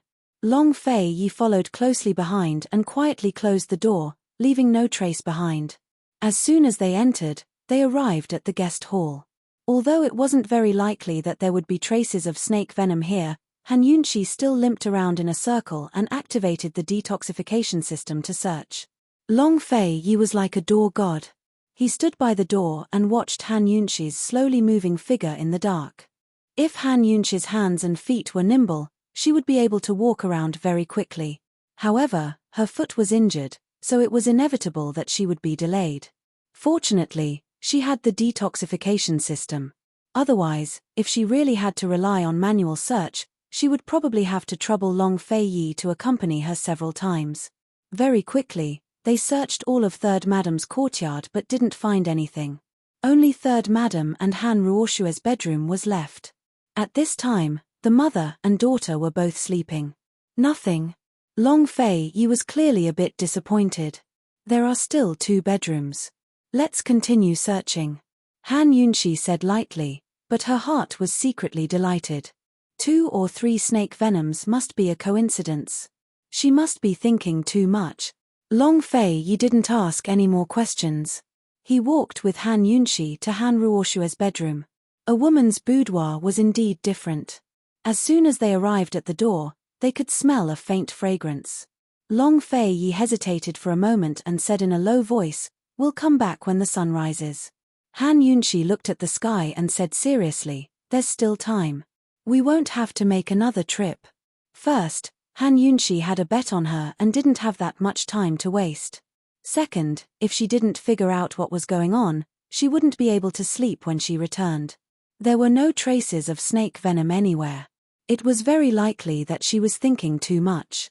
However, it was also very likely that the snake venom was hidden in the bedroom. Long Fei was about to speak when Han Yunshi took out something similar to sandalwood from her medical bag. She carefully lit it, poked a hole in the paper window, and reached in. Don't say that sleeping incense was a despicable method, but it was always very useful at critical times. Han Yunshi calculated the time and laughed at Long Fei Yi. "Your Highness, pry open the door." No matter how Long Fei Yi heard this, he only found it odd. Actually, if he wanted to investigate Third Madam, he could simply come here in broad daylight. Even if he turned the entire house upside down and left, no one would notice. He really had to be crazy to bring this woman here in the middle of the night to do such a thing. He pried open the door expressionlessly. Seeing Han Yunshi enter, he didn't move. He stood in the same place and didn't even look inside. He always avoided women's rooms. Moreover, there was someone sleeping inside. Han Ruoxue was already asleep, and with the addition of the sleeping incense, it would be difficult for her to wake up no matter how loud the commotion was. Han Yunshi looked around before finally coming to the bed to investigate. Lifting the curtain, she saw that Han Ruoxue's sleeping posture was not good at all. The spring scenery was a complete mess. Han Yunshi unconsciously turned to look outside the door. She thought that Long Fei Yi not coming in seemed to be the right thing to do. She didn't know whether to say it was regretful or fortunate. She didn't find any clues in Han Ruoxue's room. Now, only Third Madam Li was left. Han Yunshi didn't dare to look at Long Fei Yi's face. She thought that this guy should be so disappointed that his good mood for the night was about to disappear, right? Han Yunshi did the same as before. She first used the sleeping incense to knock Madam Li unconscious before opening the door. Long Fei Yi was still standing outside the door. Although he was standing, he was closely watching the movements around him. If Third Madam Li was a traitor, then this courtyard was far from as simple as it looked. At the very least, there would be guards roaming around in secret. Madam Li's room was much bigger than Han Ruoxue's, and this was the most suspicious place. Han Yunshi was very serious in her search. She was completely focused on the task, not wanting to miss a single clue. However, after a serious search, the detoxification system didn't give any hints.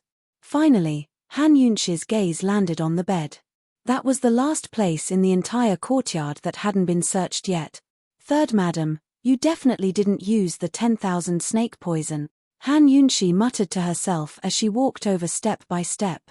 If Long Fei Yi had followed her in, perhaps he would have already noticed that something was wrong. Unfortunately, Long Fei Yi was currently outside the door. Han Yunshi approached the bed step by step. How could she, who didn't know martial arts, detect the terrifying murderous aura in the curtain? Third Madam woke up as soon as she smelled the sleeping incense. At this moment, she was holding a sharp dagger in her hand. Third Madam's face was malicious and sinister. She was very different from her usual self. When she heard the voice talking to herself, she knew that it was Han Yunshi. She didn't think that Han Yunshi would really suspect her and actually dare to infiltrate the Han family to investigate her. What right did this girl have to suspect her? Could it be that she really found some clues in the small wooden house that day? The 3 drawers that she opened did indeed contain snake poison. However, they had already been cleaned and no scent was left behind. How did she find out? This girl was able to cure Mu Qingwu's 10,000 snake poison, so her poison skills shouldn't be bad. However, no matter how powerful a poison master was, they wouldn't be able to smell the residual scent of the 3 snake poisons. Third Madam was full of confusion, but at this time, she didn't have time to think so much. She hadn't even made a move yet, but this damned girl wanted to gain the initiative by striking first. Very well, she'll help her today. If Han Yunshi died here, no one would know. With one less detoxification expert in Tianning's imperial clan, she could save herself a lot of trouble. Thinking up to here, the killing intent in Third Madam's eyes grew stronger. Han Yunshi stopped in front of the curtain. If she didn't have the detoxification system, she wouldn't have investigated so carefully. But with the detoxification system in hand, she couldn't miss a single trace, including Third Madam's hand. She didn't want to find anything, but she had her principles. Since she'd promised the Long Fei Yi, she had to be serious to the end. She focused her mind and all her concentration to increase the detoxification system's sensitivity. Behind the curtain, Third Madam's cold phoenix eyes narrowed. She held the dagger in one hand and grabbed the curtain with the other. Han Yunshi raised her hand and grabbed the curtain as well. She was about to lift it when a cold voice suddenly came from outside the door. Han Yunshi, are you done yet? Hearing this, Han Yunshi subconsciously turned her head. Behind the curtain, Third Madam suddenly felt a chill in her heart. Of course she recognized this cold, emotionless voice. It was him, Long Fei Yi. Chapter 105. Long Fei Yi. It was actually Long Fei Yi. Third concubine had never seen Long Fei Yi in person, but they had already formed a deep grudge. In the past 2 months, Long Fei Yi had killed many of her subordinates. Even her eldest disciple, who could control poisonous mosquito swarms, had died at his hands. How could she not hate him? Third concubine wished she could rush out and fight Long Fei Yi to the death. However, she was naturally rational. She knew very well that she couldn't. She couldn't kill this man. Once she was exposed, Northern Li's years of hard work would all go to waste. She had been wondering why the guards hidden in the dark didn't make a move when Han Yunshi barged in. Now she finally understood. It turned out that Long Fei Yi had come. The guards were right not to make a move. Once they made a move, she would never be able to shake off suspicion. However, what she didn't understand was why Long Fei Yi was with Han Yunshi. Didn't he look down on this woman? Could it be that from the moment Han Yunshi cured Mu Qingwu's poison, she had gained Long Fei Yi's recognition? Furthermore, Han Yunshi, who was proficient in poisons, had helped Long Fei Yi in the investigation of the traitor. Therefore, Long Fei Yi, who knew nothing about poisons, was able to kill her eldest disciple. So, the culprit was Han Yunshi. Thinking of this, Third concubine's grip on the dagger tightened. Northern Li had spent many years training this group of traitors to guard against Long Fei Yi. Unexpectedly, they had been in hiding for many years. Just as they were about to start reaping the rewards, Han Yunshi had actually stepped in and disrupted all their plans. And now, they had actually found her. Han Yunshi, if I don't kill you, I, Li Mingyu, swear I'm not human. Forced by the situation, Li Mingyu had no choice but to suppress her bellyful of anger. She quietly withdrew the dagger and lay back on her side. Soon, Han Yunshi replied to Long Fei Yi and abruptly lifted the curtain. She checked the entire bed and moved closer to Third concubine to check her hand. The detoxification system still did not alert her.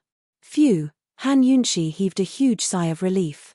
Her heart that had been hanging in the air all night was finally at ease. None of them. That's great.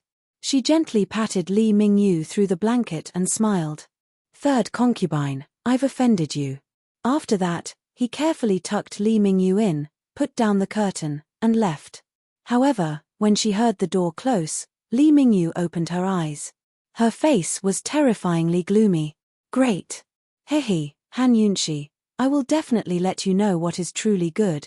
As soon as Han Yunshi went out, Long Fei Yi saw her expression and guessed what had happened. However, he still asked, how is it? Nothing at all. Your Highness, I think we have misunderstood. Han Yunshi smiled. She was in a good mood. Not being able to find any other traces doesn't completely prove that there is no suspicion. Long Fei Yi's voice deepened. He was very dissatisfied. The 3 snake venoms in the wooden house are the most common. It's not surprising that they appeared here. Han Yunshi immediately defended herself. Then, she continued, of course, if your highness still has doubts, you can ask Third concubine whether or not the snake venom was let go, and why. Han Yunshi had wanted to ask Third concubine directly when she came to drink tea earlier. However, she thought that it might alert the enemy, so she decided to test it first. Now that nothing was found, there was nothing to worry about. Long Fei Yi was about to speak when the sound of water came from not far away. It seemed that the servants had woken up. Let's go. Without another word, Long Fei Yi immediately grabbed Han Yunshi and leaped onto the roof. In a moment, their figures disappeared into the dusky sky without a sound. When Long Fei Yi and Han Yunshi returned to the hibiscus courtyard of the Duke of Qin's manor, the sun had already risen. Although Long Fei Yi was not very happy on the way back, he still remembered Han Yunshi's foot injury. He sent Han Yunshi to Leisurely Cloud Pavilion, placed her in the drawing room, and had her sit on the table. At this moment, Zhao Mama came in with water. When she saw this scene, she subconsciously took 2 steps back. However, after hesitating for a moment, she still walked in with a smile and bowed. "This servant greets your highness and her ladyship." Long Fei Yi nodded and indicated for her to rise.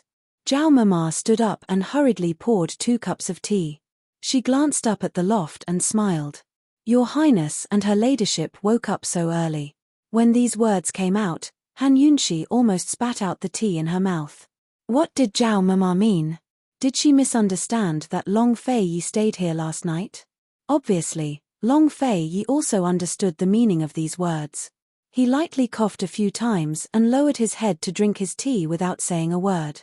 "Your highness, her ladyship, please wait a moment. This servant will go prepare breakfast," Zhao Mama hurriedly said and turned to leave. However, Long Fei Yi spoke at this time. "No need. This prince still has matters to attend to. No matter how busy your highness is, you should still eat breakfast. Don't starve yourself," Zhao Mama advised. However, Long Fei Yi stood up and didn't pay much attention to Zhao Mama. He said to Han Yunxi, "Don't act rashly and alert the enemy. This prince has his own arrangements, understand?" Actually, Han Yunxi had tried to persuade Long Fei Yi along the way, but he still wanted to investigate. "You, stop here."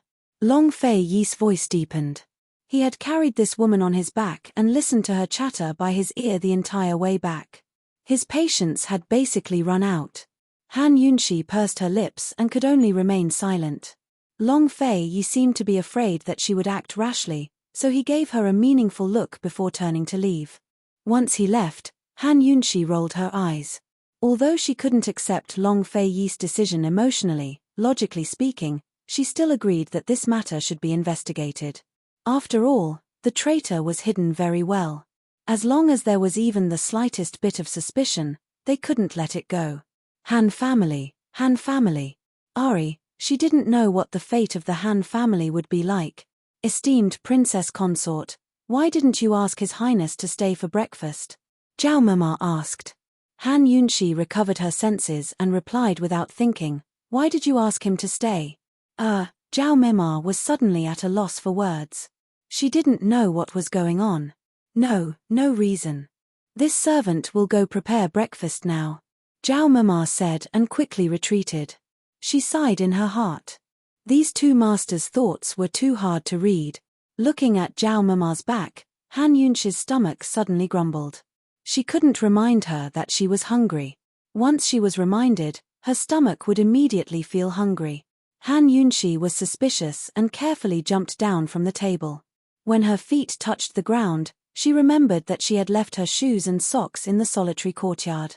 She limped towards the warm couch and lazily lay down, letting out a sigh of relief. Last night, she seemed to have done a lot of things. However, she felt that time had passed very quickly. She had to admit that she still hadn't recovered her senses yet. She didn't know if that guy was hungry or not. What was he busy with so early in the morning? Was he going to protect the people on the list last night? In her impression, there were still a lot of people on the list who were still alive. No matter how busy he was, eating wouldn't take too much time. Han Yunxi's eyes flashed with a sense of loss that she didn't even notice. She curled her lips and didn't want to think about that guy.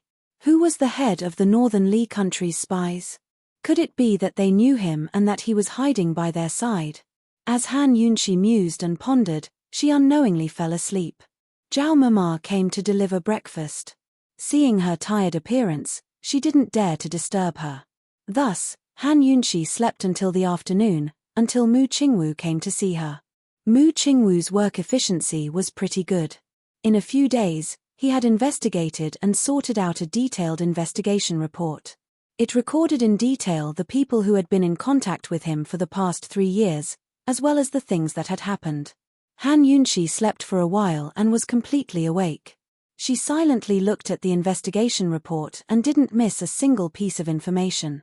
There were a lot of people recorded in this report. There were 5 good friends of Mu Qingwu, 4 male cousins of Mu Qingwu, 2 female cousins, and the last one, which was also the most conspicuous one, Mu Liuyu. Although Han Yunshi never deliberately excluded Mu Liuyu, when she saw this name, she couldn't help but smile. She had to admit that Mu Qingwu was really a wonderful person. You really wrote your blood-related little sister down? Han Yunshi teasingly asked. The Princess Consort said that the person who poisoned me had borrowed the hands of others. Not to mention my blood-related little sister, even if there was a need, I would still write my father's name down. Mu Qingwu had thick eyebrows and large eyes. His eyes sparkled and he looked very serious when he was serious. Han Yunshi's heart was filled with admiration. She nodded and continued looking. In the report, there was a detailed note behind each person's name.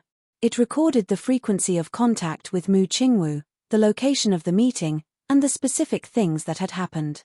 After Han Yunshi finished looking over the names, she started from the first one and carefully looked over them one by one. While she was looking, she teasingly asked, "Young general, this is your private matter. As long as you can help find the traitor, even if the princess consort wants to see the military secrets, you can ask the emperor for permission."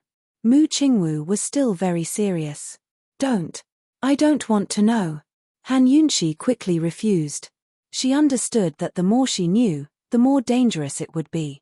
Han Yunshi looked and gradually became serious. Mu Qingwu waited on the side, not daring to make a sound.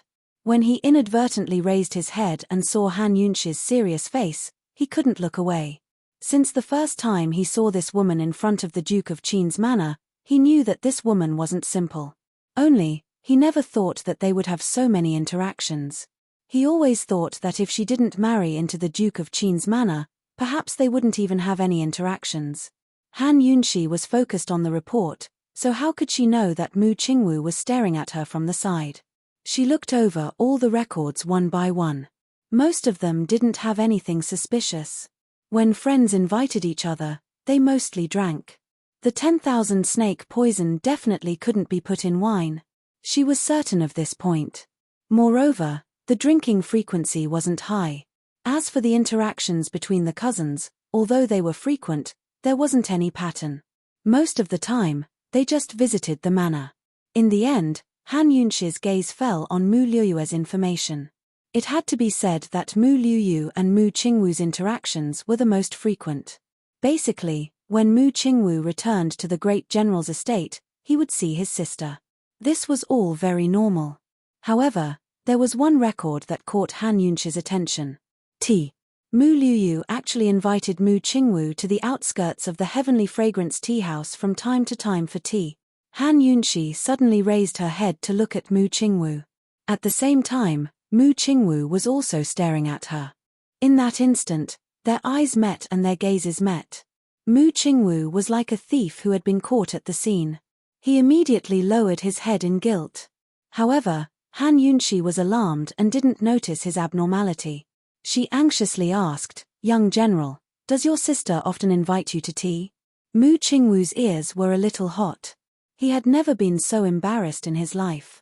He also didn't know what was wrong with him. He raised his head with difficulty and answered, "Yes, once or twice a month.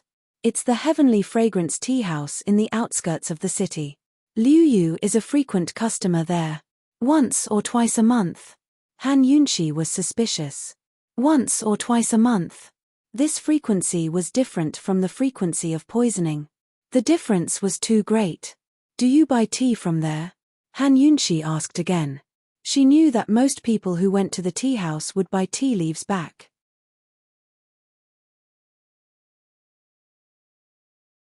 Chapter 106. Mu Liuyu had often invited Mu Qingwu to the Heavenly Fragrance tea house for tea these past few years, but the frequency wasn't high, so it didn't match the frequency of poisoning. However, most people who drank tea would buy tea from the tea house, so the tea leaves they bought would naturally be brewed every day. The focus was originally on the tea leaves, but hearing Mu Qingwu's words, Han Yunshi paid even more attention. Mu Qingwu recalled for a moment, then seriously said, "Usually, they would bring back a lot of tea leaves. The tea leaves there are much better than other places, and there are many unique varieties." Han Yunshi thoughtfully nodded. She had previously checked the tea leaves that Mu Qingwu had left at home and the military camp, but there was no poison. "Last time, the tea leaves that I checked, Were they also bought from the Heavenly Fragrance Tea House? Han Yunshi asked again. Han Yunshi had already asked this, so if Mu Qingwu still didn't realize that there was a problem with the tea leaves, then he would be an idiot. Esteemed Wang Fei, you suspect that they poisoned the tea leaves? Mu Qingwu suspiciously asked. I can only say that the tea leaves cannot be ruled out. They are much more suspicious than other things. Han Yunshi truthfully said. Mu Qingwu knitted his handsome brows and seriously pondered. After a while, he explained in detail, I'm quite picky when it comes to tea leaves. The tea from the military camp was all brought by my family. The tea at home, some of it was given by friends, and some of it was given by Liu Yu. Mu Qingwu said and smiled, I didn't buy much myself. Han Yunshi also smiled. Generally speaking, people who drank tea didn't buy tea, and people who bought tea didn't drink tea. Mu Qingwu was a noble young general, so how many people were lining up to give him good tea? If this 10,000 snake poison wasn't a slow-acting poison, it would take a long time for it to be administered slowly. She estimated that it wouldn't be easy for them to find clues among the tea leaves that were given by so many people. Fortunately, the poison had a frequency, and they could follow the frequency as a clue. There was no need for Han Yunshi to ask. Mu Qingwu already knew. He added, the tea given by an outsider is not fixed, so we can basically rule it out. When he said this, he was shocked. He looked at Han Yunshi abruptly and said in a louder voice, could it be Liu Yu? Han Yunshi already had her suspicions, but she just couldn't say it out loud. Since Mu Qingwu had said it himself, she didn't have to be polite. If the problem really lies with the tea leaves, she's the biggest suspect. Mu Qingwu's face turned pale when he heard this, but he didn't deny anything. Han Yunshi understood his dilemma and said faintly, young general, it's just a speculation now. We have to confirm that the tea leaves are poisonous before we can make further speculations. Of course, I believe that your sister absolutely doesn't have the intention to harm you. I'm just afraid that she's being used by someone. After all, she was his biological sister. No matter how straightforward and upright Mu Qingwu was, he still had feelings. When he heard Han Yunshi's words, he raised his head again. Don't worry, Princess Consort. This one will do his best to cooperate with your investigation. With these words, Han Yunshi was still relieved. She personally poured a cup of tea for Mu Qingwu and continued to ask, young general, think about it seriously. Do you still have tea leaves in your house that haven't been checked? Mu Qingwu didn't think about it. He was very sure. No. Then, do you still have the jar of tea leaves that you drank before? Han Yunshi asked again. Her delicate eyebrows were slightly knitted, just like her expression when she was detoxifying the poison, very serious. Mu Qingwu still shook his head. He had high expectations for tea leaves. Most of the time, the tea leaves would be thrown away before he finished drinking them. This was because even if the tea leaves were well preserved, the taste would still change after a long time. Then, how long will young general drink a jar of tea leaves? Han Yunshi asked curiously. That's not certain. Different tea leaves have different ways of preservation and time. The longest is 2 months, and the shortest is more than 10 days. Mu Qingwu answered truthfully. Han Yunshi nodded and memorized it in her heart. Then she asked, does young general remember what tea leaves your sister sent over? What kind of tea leaves were most of them? Where did they come from? Since they had confirmed this clue, they naturally had to investigate it closely and not let go of any possibility. Mu Qingwu recalled as he answered, she sent over a variety of tea leaves. As long as there was spring, summer, and autumn tea leaves, she would send them over. Occasionally, she would also send over some flower tea. Flower tea? Han Yunshi didn't understand. Normally, only women would drink flower tea. Strictly speaking, flower tea wasn't tea. Seeing Han Yunshi's suspicion, Mu Qingwu knew that she had misunderstood and hurriedly explained, it should be floral green tea. She used the natural fragrance of flowers to smoke the tea leaves, so that the tea leaves would have a floral fragrance. When brewed, it would have a floral fragrance. As soon as he said this, Han Yunshi became alert. There was no doubt that the fragrance of this kind of flower tea could hide the smell of many poisons. Does young general remember what kinds of tea leaves he often drinks? Han Yunxi asked. Mu Qingwu thought for a moment, asked for a pen and paper, and wrote down all the tea leaves that Mu Liuyu had sent over. Once he wrote it down, it was clear at a glance. Among the tea leaves that Mu Liuyu had sent over, the most was green tea, followed by floral green tea, and black tea was the least. White tea and black tea were only sent once or twice. How long can green tea and floral green tea be preserved generally? Han Yunxi continued to ask. Green tea can be preserved for more than a month. If it's preserved well, it can be preserved for 1.5 months. Floral green tea can be preserved for up to 2 months. Mu Qingwu replied. From the looks of it, based on the frequency of poisoning, the target was green tea and floral green tea. Han Yunxi's lips curled into a smile as she asked, "Did your sister buy all these tea leaves from the Heavenly Fragrance Tea House?" Mu Qingwu nodded. Most of them are from the Heavenly Fragrance Tea House. The tea cans all have the Heavenly Fragrance Tea House's logo. However, there are also some that don't have a logo. They should have been given to her by someone else. Given to her by someone else? This matter was a little more troublesome. Han Yunxi wasn't in a hurry. She slowly looked through the clues one by one. She glanced outside and saw that it was already late. If she went out at this time, it would probably be dark by the time she reached the Heavenly Fragrance Tea House. "Young General, how about we go to the Heavenly Fragrance Tea House tomorrow morning? I'll listen to esteemed Wang Fei's arrangements." Mu Qingwu was very easy to discuss. Even though there were many matters to attend to in the military, he didn't dare to delay this matter. First, it concerned his own life. Second, His Highness Duke of Qin was watching closely. After arranging a departure time for the next day, Mu Qingwu took his leave. However, Han Yunxi wasn't idle. Green tea, floral green tea, she muttered to herself as she dove into the study. She didn't come out even when the sky was dark. Zhao Mama paced back and forth in front of the study several times, hesitating whether or not she should knock on the door. This mistress hadn't eaten breakfast, lunch, or even lunch. The sky was already dark and it was almost time for dinner. Zhao Mama couldn't help but bring the food to the door. Zhao Mima was about to knock on the door when Long Fei came in unexpectedly. Seeing this, Zhao Mima put the food to the side and hurried over. She bowed respectfully, "Your Highness." Long Fei was travel-worn. He had probably been busy the whole day. He swept a glance around the room and said in a cold voice, "Where is she?" Zhao Mama clearly knew who he was asking about, but she deliberately played dumb. "Is your Highness asking about, esteemed Wang Fei?" Long Fei's voice suddenly turned cold, but he still said the same 2 simple words, "Where is she?" Zhao Mama didn't dare to play dumb and hurriedly replied, "Esteemed Wang Fei is in the study." Zhao Mama thought he would go over and was about to talk about dinner when Long Fei casually threw a package to her. His tone was very unfriendly. "Give it to her. Tell her to look after it well. It's not something that should be thrown around." It was a small thing wrapped in a brocade cloth.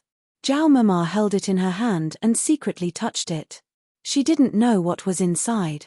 Of course, she didn't dare to ask too much. She replied, "Yes."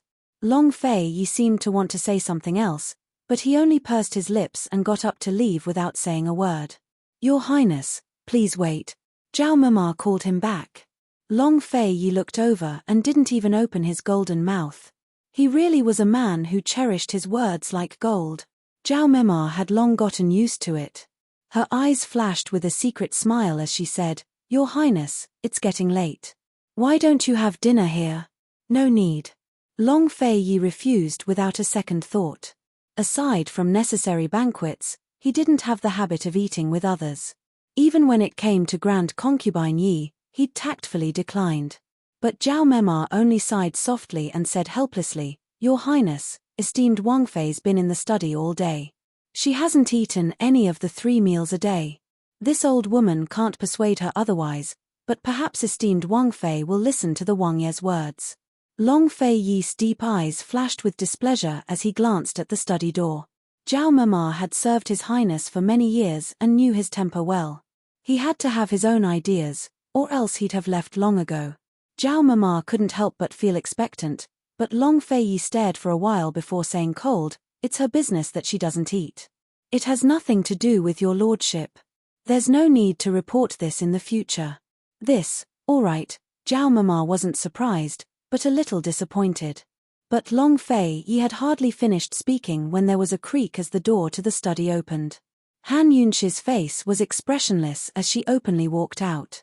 Since when had she been in the study all day? She'd been sleeping for most of the day, all right? Since when had she not eaten any of the 3 meals a day? She'd been so busy that she'd forgotten to eat, all right? She'd never mistreated herself. As soon as she felt hungry, she'd immediately go out to look for food. Who knew that just as she was about to open the door, she'd hear Zhao Mama's complaint. Then, she'd heard Long Fei Yi's heartless words. What a heartless bastard. Han Yunxi's sudden appearance surprised Zhao Mema and Long Fei Yi. Zhao Mema was extremely embarrassed, afraid that her words would be exposed. However, Han Yunxi wasn't that bored. Her foot still hurt, so she limped over and bowed. Your Highness. Millimeter. Long Fei Yi squeezed out a word from the corner of his mouth. He didn't know why he was so uncomfortable. Han Yunxi stood up and turned to ask, Zhao Mema, I'm hungry. Can you call for food? As she spoke, she walked towards the side hall without even looking at Long Fei Yi. Long Fei Yi frowned again. Seeing this, Zhao Mema couldn't help but swallow her saliva. She didn't dare to say anything and could only lower her head and slip away from the side to deliver the food. Long Fei Yi was left hanging in the living room, with no one to serve him. Zhao Mema carried the fragrant food, but didn't dare to walk past him. She purposely took a detour to the side hall to deliver the food. Han Yunxi was starving. Once the food was served, she began to eat heartily. Who knew that she'd only eaten a few mouthfuls when something wrapped in brocade was thrown in from outside and landed in front of her. She turned back and saw Long Fei's icy face as he walked in.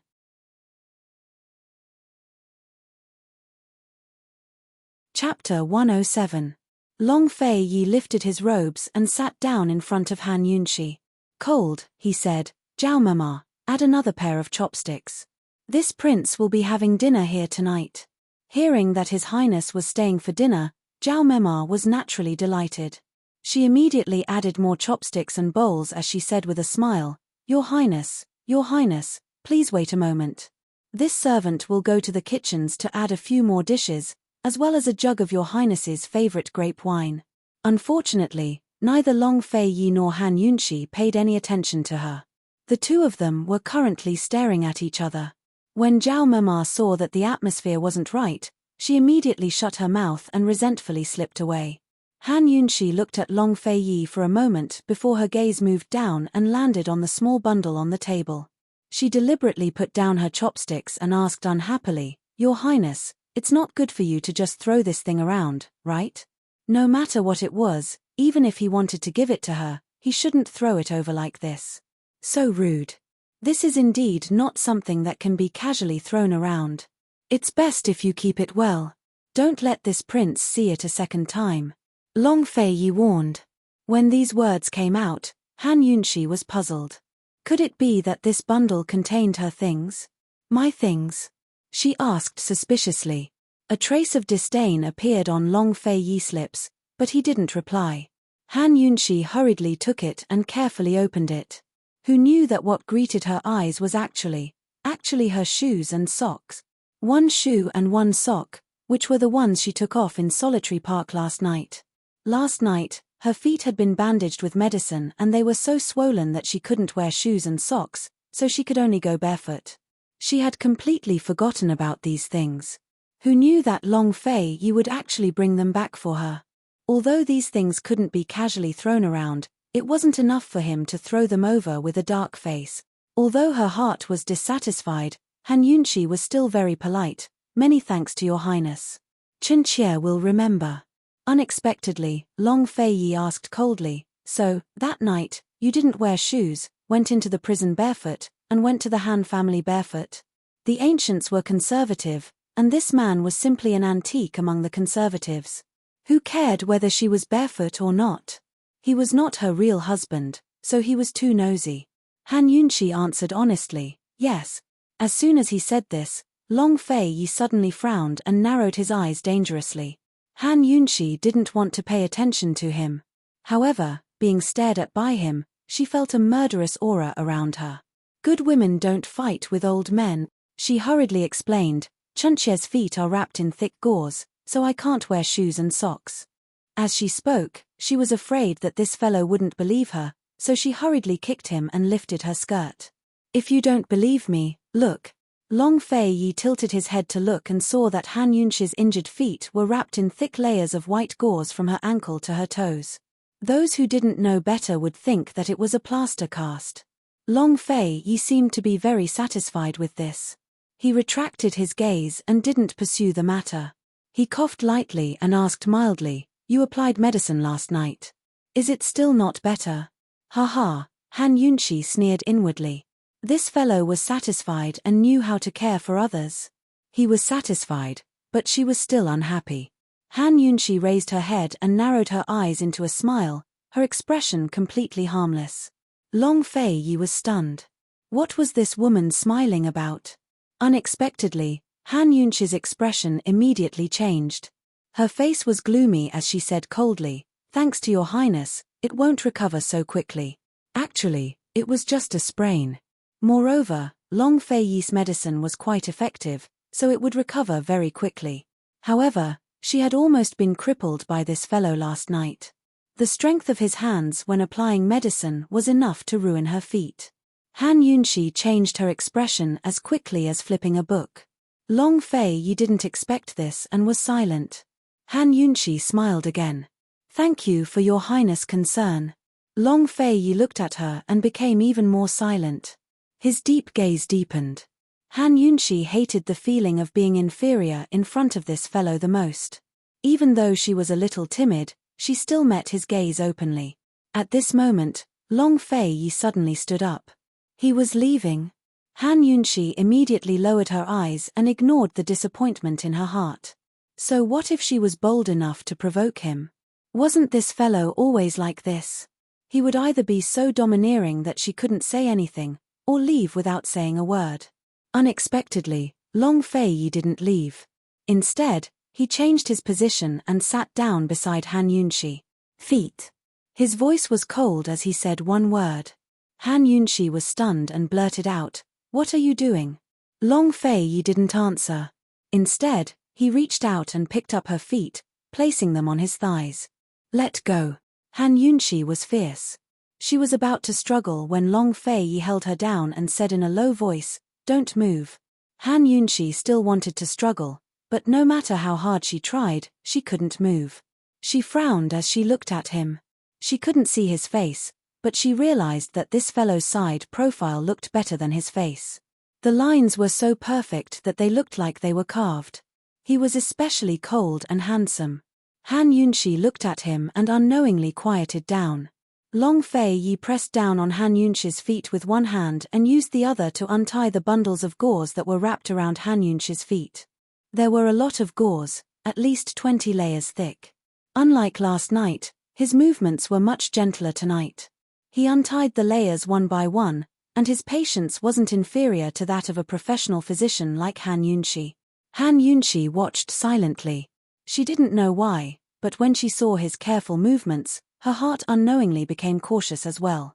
After a while, the gauze wrapped around her ankle and toes were all untied. Last night, this fellow's rough punishment, coupled with the fact that she didn't have a good rest after getting injured, caused her ankle to be even more swollen than last night. Long Fei Yi looked down and his eyes darkened. "Medicine," he said indifferently. Han Yunshi was stunned and blurted out, "What?" "There's medicine in the cloth bundle." He didn't look up, and his gaze was fixed on her ankle. Han Yunshi then understood. She hurriedly searched the cloth bundle and found a bottle of medicine. It was the same bottle that was used last night. This fellow even brought medicine over. Han Yunshi suddenly regretted being so petty and sarcastic towards him. She didn't dare to look at him. She lowered her head and handed the medicine over. Long Fei Yi opened the bottle and poured some into his palms. He first rubbed it in his palms, then lifted Han Yunshi's ankle with one hand like last night. Only this time, his movements were extremely gentle. The moment his palm touched her ankle, Han Yunshi felt as if the skin on her foot had touched ice. The burning pain disappeared in an instant. She instinctively looked up at him. At this moment, Long Fei Yi was also looking over. When their eyes met, Han Yunshi's ears suddenly burned. She couldn't control it even if she wanted to. Damn it! She cursed herself in her heart, afraid that Long Fei Yi would find out. Does it hurt like this? Long Fei Yi asked indifferently. Han Yunshi immediately shook her head when she got nervous.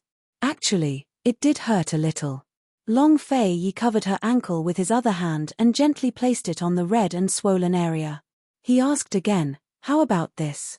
The cold sensation covered her skin from top to bottom and seeped into her body. It made her tense muscles relax, and there was an indescribable sense of relief. "It doesn't hurt." Han Yunshi shook her head again. This time, it really didn't hurt. Long Fei Yi's hand moved up and down, gently rubbing it open. However, just this gentle rubbing caused Han Yunshi to feel as if she had been electrocuted. She couldn't help but have goosebumps all over her body. His palm was warm, and the medicine was cold. The feeling of cold and hot rubbing against each other was indescribably wonderful. Han Yunshi felt as if she couldn't take it anymore. Long Fei Yi was still continuing. His technique was superb. Gradually, his movements expanded and his strength increased. However, Han Yunshi didn't feel any pain. She only felt her foot relax. This was simply a kind of enjoyment. She slowly closed her eyes and couldn't help but exclaim inwardly, "So comfortable." Who would have thought that at this moment, a loud bang could be heard from the door? Long Fei Yi and Han Yunshi both turned to see Zhao Mema standing awkwardly at the door. Her feet were scattered all over the floor. Zhao Mema was frightened. She had served His Highness Duke of Qin for so long, but she had never seen him personally apply medicine for anyone. Moreover, it was a woman. Moreover, he was massaging her. Seeing Zhao Mema's astonished expression, Han Yunshi lowered her head and also felt awkward. She felt as if she and Long Fei Yi had done something shameful. However, Long Fei Yi acted as if nothing had happened. Coldly, he said, "Zhao Mema, go get some gauze." Zhao Mema was stunned for a moment and didn't move. "You're still not going?" Long Fei Yi asked in displeasure. Only then did Zhao Mema regain her senses. She hurriedly said, Yes. This servant will go right away. Are you feeling better now?" Long Fei Yi asked mildly. There was no coldness in his deep eyes, but there was also no concern. It was as if he was asking an unimportant question. Han Yunshi looked into his eyes and suddenly realized that she didn't understand this man at all. "I'm feeling better," she answered truthfully. Taking the gauze from Zhao Mema, Long Fei Yi nimbly bandaged her wound. Only then did Han Yunshi realize that he was very experienced in bandaging her wound. It seemed that he often did this. Did he often bandage her wound?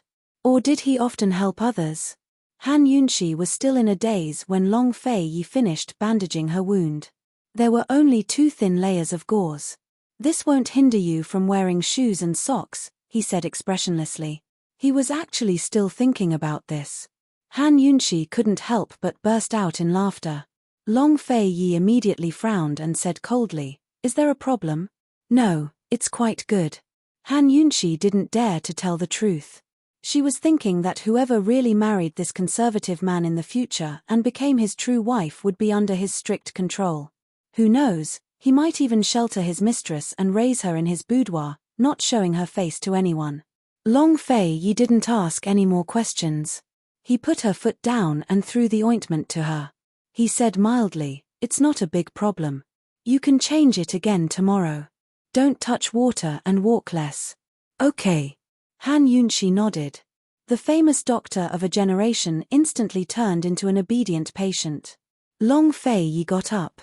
He didn't have any intention of staying for dinner and turned to leave.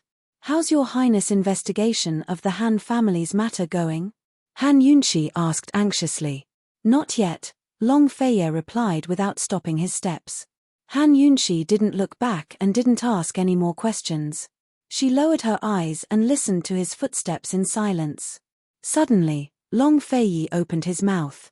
"Is there any progress on the tea leaves?" Han Yunshi immediately looked back and saw him standing at the door, looking in her direction. There's a bit of progress. Tomorrow, I'll be going to the Heavenly Fragrance Tea House with the young general. She quickly replied. Long Fei Yi nodded and didn't ask any more questions. He turned around and left.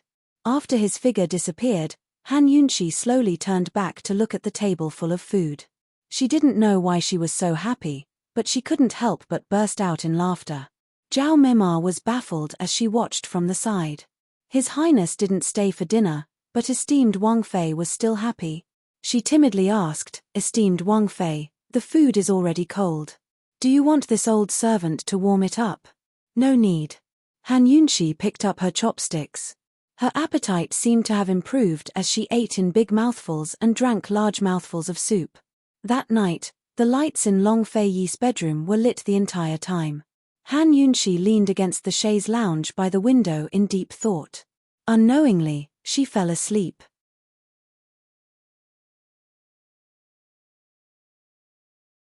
Chapter 108.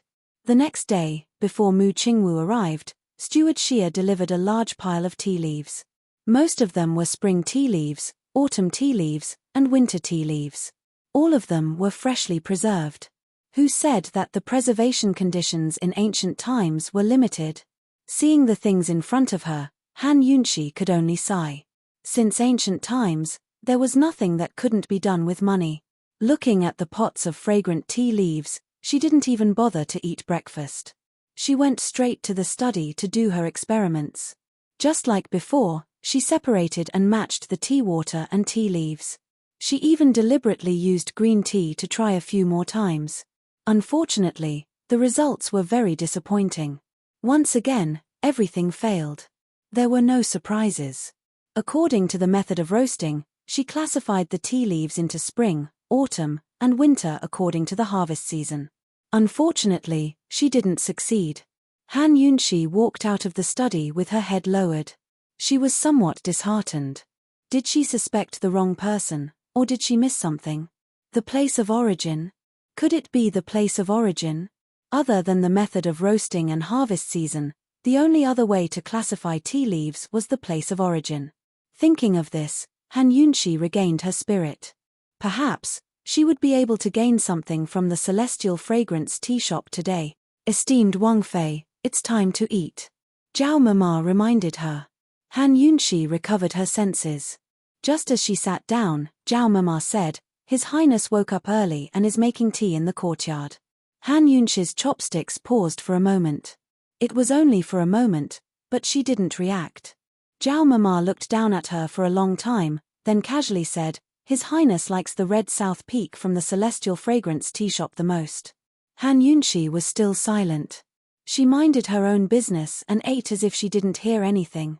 After eating, seeing that Zhao Mema wasn't around, Han Yunqi walked out of the courtyard. Her gaze unconsciously drifted to the large garden. Unfortunately, she didn't even see a shadow. Unexpectedly, Zhao Mema suddenly appeared behind her and chuckled. Esteemed Wang Fei, Han Yunqi jumped in fright. She felt guilty as if she was a thief. She turned around and said fiercely, What are you doing? Zhao Mema felt wronged and said timidly, The attendant outside reported that the young general is waiting for you at the back door. Han Yunqi's anger finally subsided. She hurriedly left as if she was running away. Mu Qingwu saw Han Yunqi limping out and realized that her leg was injured. Esteemed Wang Fei, what's wrong with your leg? Actually, Han Yunqi could already walk normally, but she didn't dare use too much strength for fear of repercussions. That was why she was limping. She jumped into the carriage. It's nothing. Wang Fei, why don't we go another day? Your leg, although it's Mu, it of the Wang Fei, Wang Fei, of course, and I. Han Yunqi reminded her with a smile. Including today, there were only 12 days left in her bet with Mu Liuyu. Mu Qingwu didn't know how to answer and could only get into the carriage. However, he didn't dare to sit in the same carriage as esteemed Wang Fei. Instead, he sat beside the coachman. Han Yunqi wanted to let him sit in the carriage, but she remembered Long Fei Yi's warning yesterday. She hesitated for a moment and gave up. Long Fei Yi was a bit of an old-fashioned antique, but in this world, No matter if one was a young girl or a married woman, as long as one was a woman, they had to restrain themselves. If they didn't, they'd be caught red-handed and get themselves into more trouble. When they arrived at the Heavenly Fragrance tea shop, it was still early. There weren't many guests in the tea garden. The Heavenly Fragrance tea shop was surrounded by 3 tea mountains. In front of it was a stream. The environment was beautiful and quiet.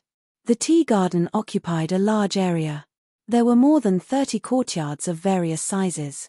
Moreover, in the southwest corner, there was a hot spring villa under the Heavenly Fragrance tea garden's name.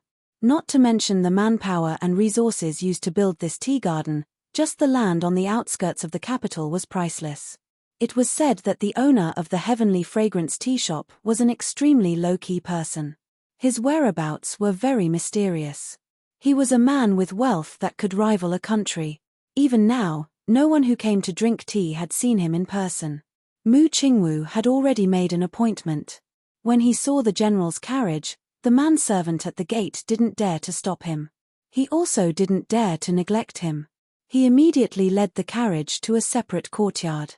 This courtyard was called the New Rain Courtyard. It was the courtyard that Mu Liuyu had reserved for a long time. It just so happened that she didn't come today. As soon as Han Yunxi got off the carriage, she was drawn in by her surroundings. This independent courtyard was very private, surrounded by high walls and a garden full of blooming flowers. There was even a tea table hidden among the flowers, with incense burning in spirals that seeped into one's nose. Esteemed Wang Fei, be careful. Mu Qingwu signaled with his eyes and the servant girl immediately came forward to support her. Han Yunxi said that there was no need.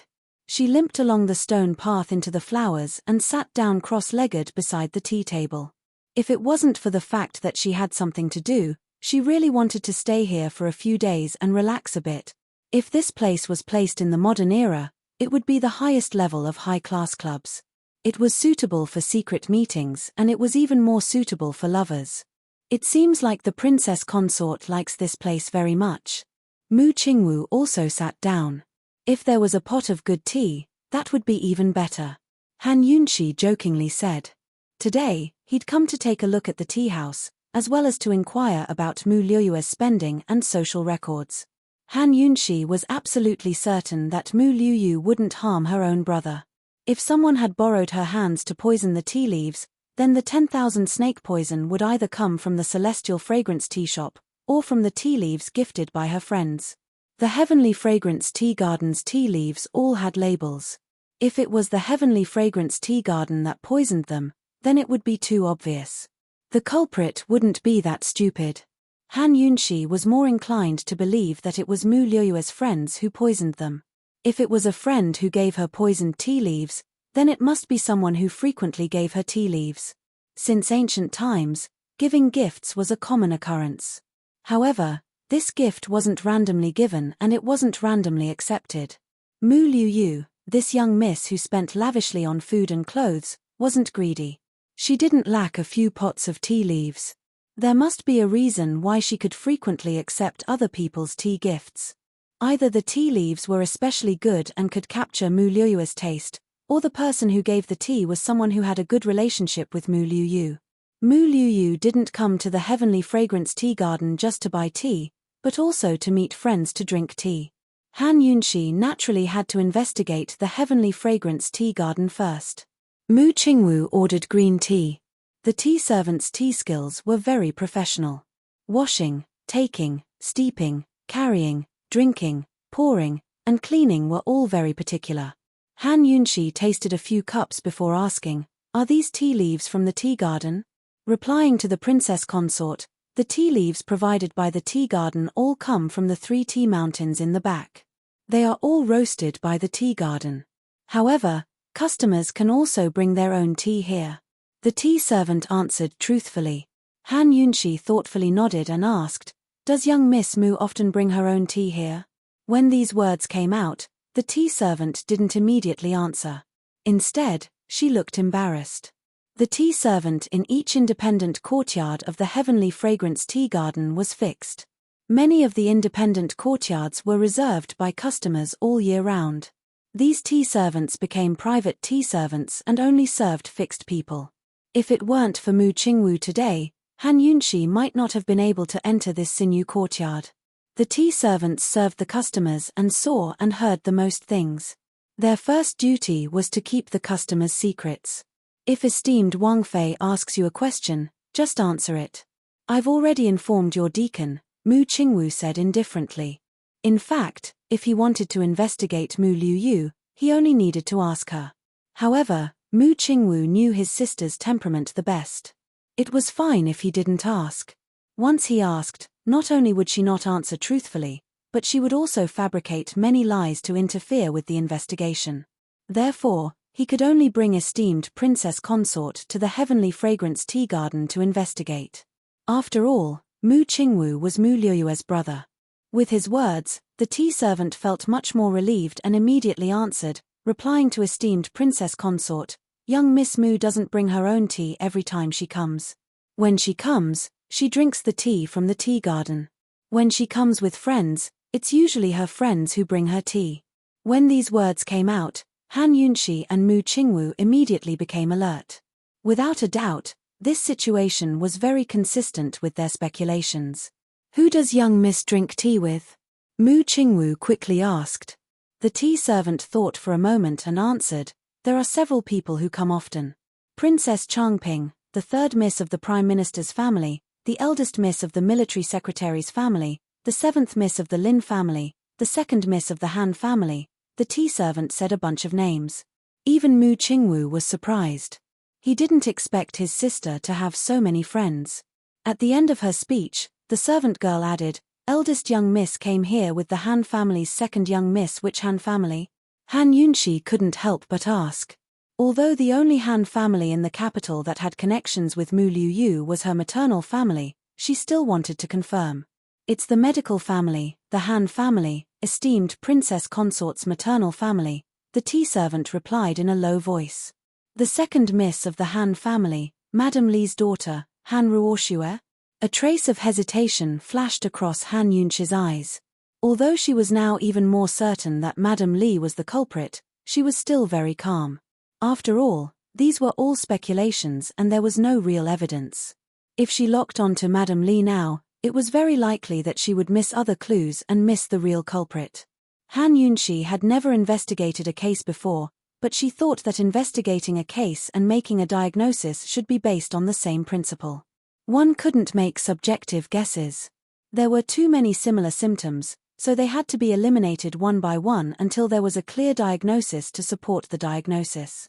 Otherwise, in the end, it would only be treating the wrong illness and harming the patient. Han Yunxi didn't continue speaking. Mu Qingwu, who didn't know Madame Li's suspicions, was much more impartial. He asked seriously, "Among these people, who drank tea with young miss the most?" The tea servant thought for a moment and shook her head. This servant didn't calculate seriously. The few young misses all came often, so this servant didn't have any special impression. "Who delivered tea most often?" Mu Qingwu asked again. This time, the tea servant didn't even think and answered without hesitation, "The second miss of the Han family." Hearing this, Han Yunxi's heart suddenly skipped a beat. She suddenly had a very bad feeling. Mu Qingwu didn't immediately continue asking. He looked at Han Yunxi and his gaze gradually became complicated. The second miss of the Han family was from esteemed Princess Consort's maternal family. She was esteemed Princess Consort's half-sister. If Han Ruoxue was the culprit, then the Han family was facing a disaster. Think carefully. Is there anyone else? Mu Qingwu asked seriously. The young misses of the Prime Minister's manor and the Minister of War's family often sent tea to young miss, but not as often as the second miss of the Han family. The second miss of the Han family seemed to send tea every time. Young Miss Mu likes the tea from the second miss of the Han family, the tea servant replied. She thought for a moment and said, "In the past 2 to 3 years, the second miss of the Han family must have sent tea the most. Especially last year, she would send tea every 1 or 2 months. When this was said, even Mu Qingwu fell silent and didn't continue asking. Without a doubt, Han Ruoxue was the most suspicious.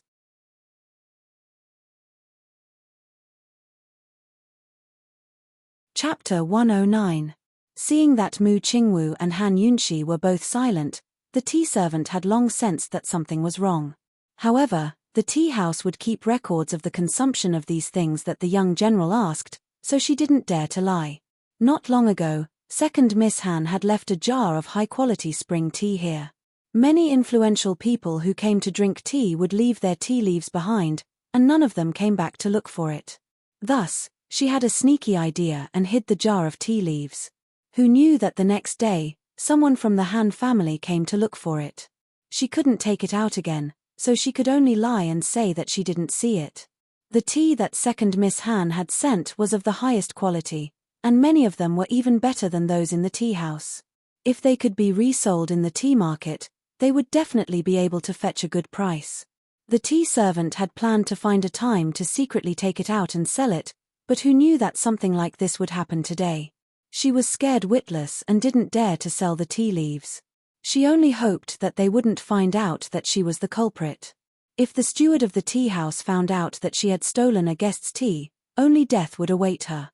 Seeing that Mu Qingwu was also silent, Han Yunxi sighed softly in her heart and said lightly, "Young general, if you can make me feel at ease, then I can also make you feel at ease. Don't worry." The tea servant didn't understand these words, but Mu Qingwu did. When investigating Mu Liuyu, he had promised that he wouldn't be biased. Now, the Han family was the biggest suspect, and esteemed Wang Fei was giving the same promise. He didn't expect that esteemed Wang Fei, who was just a woman, would have such awe-inspiring righteousness. Mu Qingwu cupped his hands in salute, his face full of respect and trust. It was this trust that made Han Yunxi feel even more pressure. At the same time, it made her even more determined. No matter who the culprit was, as long as it was the real culprit, she would definitely find out. Were the tea leaves that second Miss Han brewed here before? She finally opened her mouth. The tea servant shook her head. The tea that second Miss Han brewed was mostly left behind for us to reward after it was opened. The tea that was given to eldest Miss Mu was unopened. Were they the same tea leaves? Han Yunxi asked again. Sometimes yes, sometimes no. It's not certain, the tea servant answered honestly. Are there any left? Han Yunxi continued to ask. The tea servant immediately stood up and soon returned with 2 cans of tea leaves. This was left behind by second young Miss Han recently. Han Yunxi inspected the tea leaves and didn't find any traces of poison. Everything was normal. Mu Qingwu hesitated for a moment, then personally brewed the tea leaves and drank it.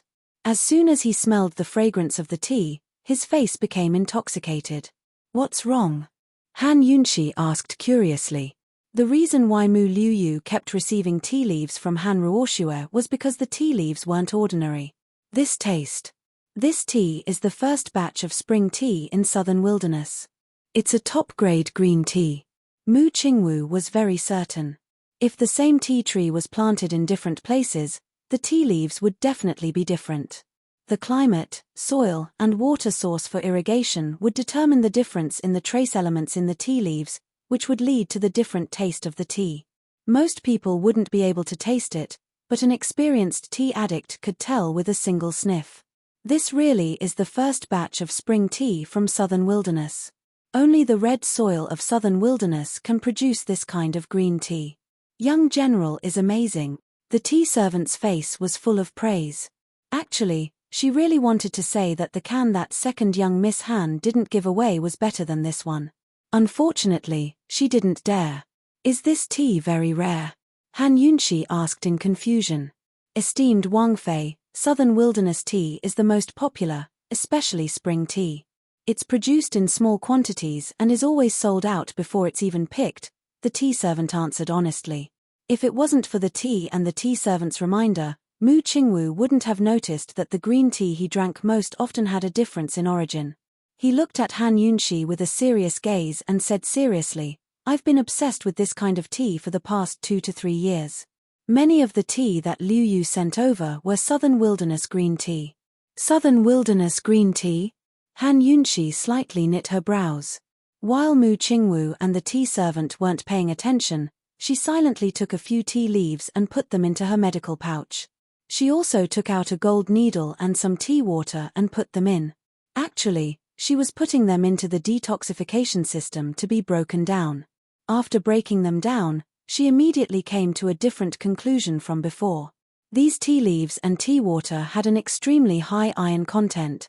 She had broken down 2 batches of tea leaves before and matched the various components of the tea leaves with the 10,000 snake poison, but she had always failed.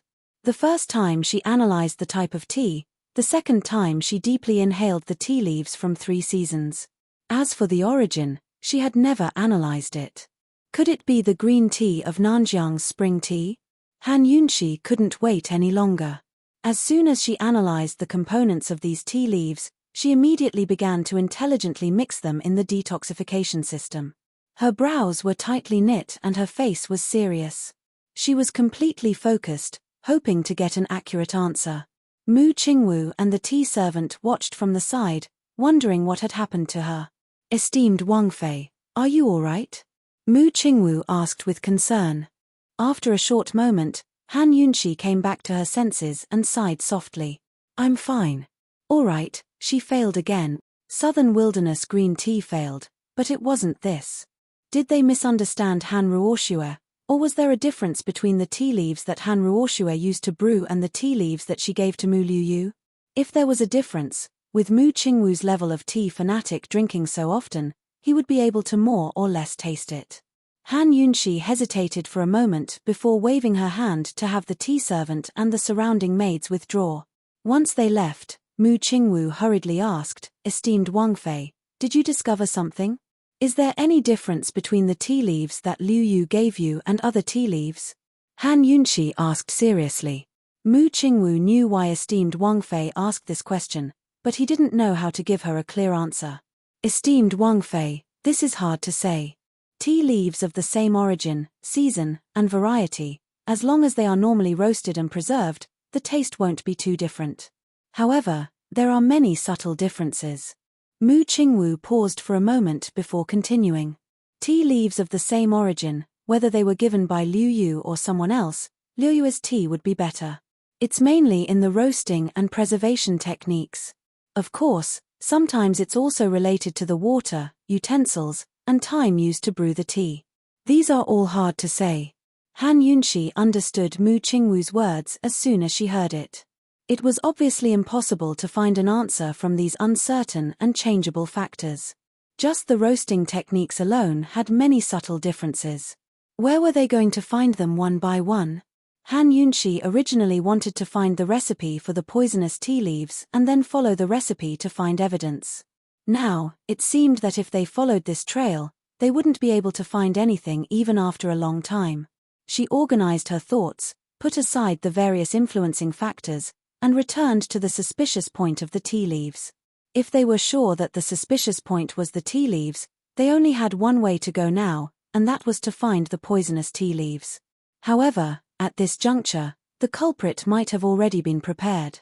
How could it be so easy to find the poisonous tea leaves? If they gave up on this suspect, then they could only start from the suspect. Han Yunxi's considerations were exactly what Mu Qingwu was thinking. Seeing Mu Qingwu's serious expression, she smiled.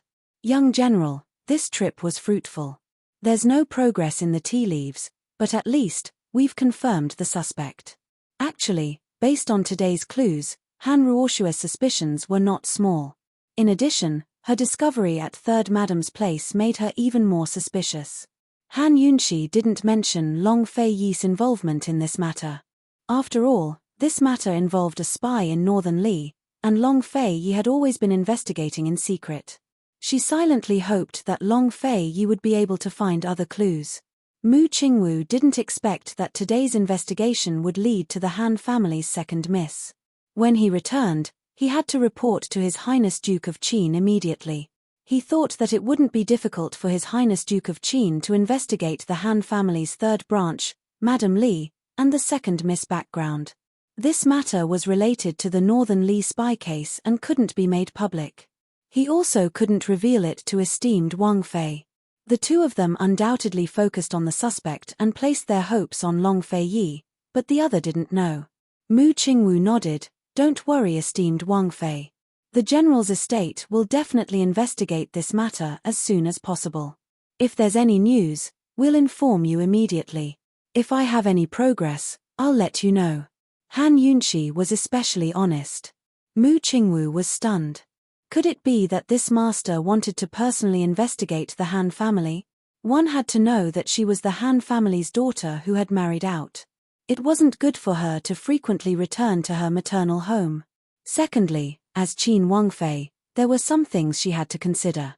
Esteemed Wangfei, according to this official's opinion, you should. Before Mu Qingwu could finish his words, Han Yunshi lazily stood up. Let's go, we'll go buy some tea.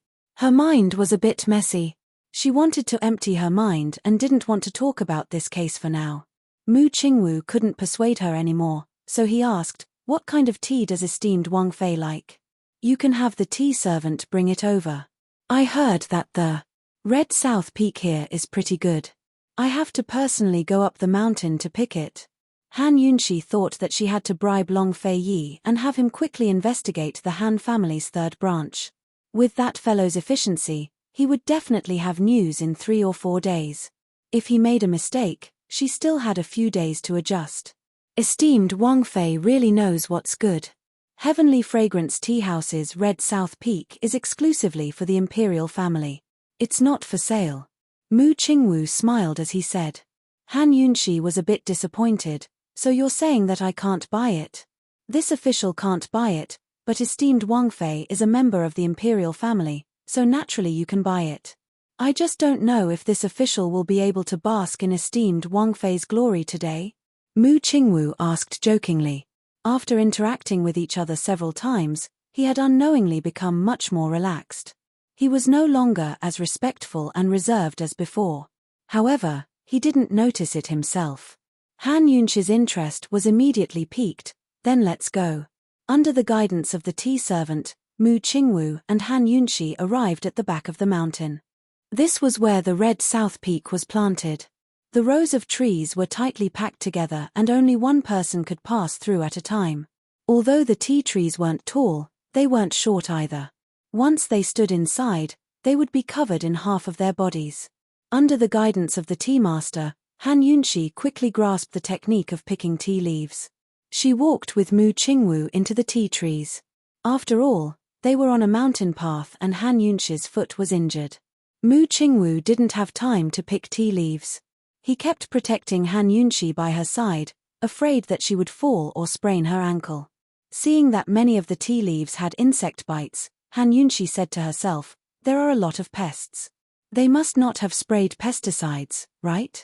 In the modern era, it was normal for tea leaves to be sprayed with pesticides. There were even many unscrupulous tea farmers who used excessive amounts of pesticides or pesticides that were banned by the country to ensure their harvest. Pesticides. Mu Qingwu didn't understand. Who would have thought that Han Yunshi would suddenly turn around and cry out in shock, poison? What if 10,000 snake poison was placed on the tea trees?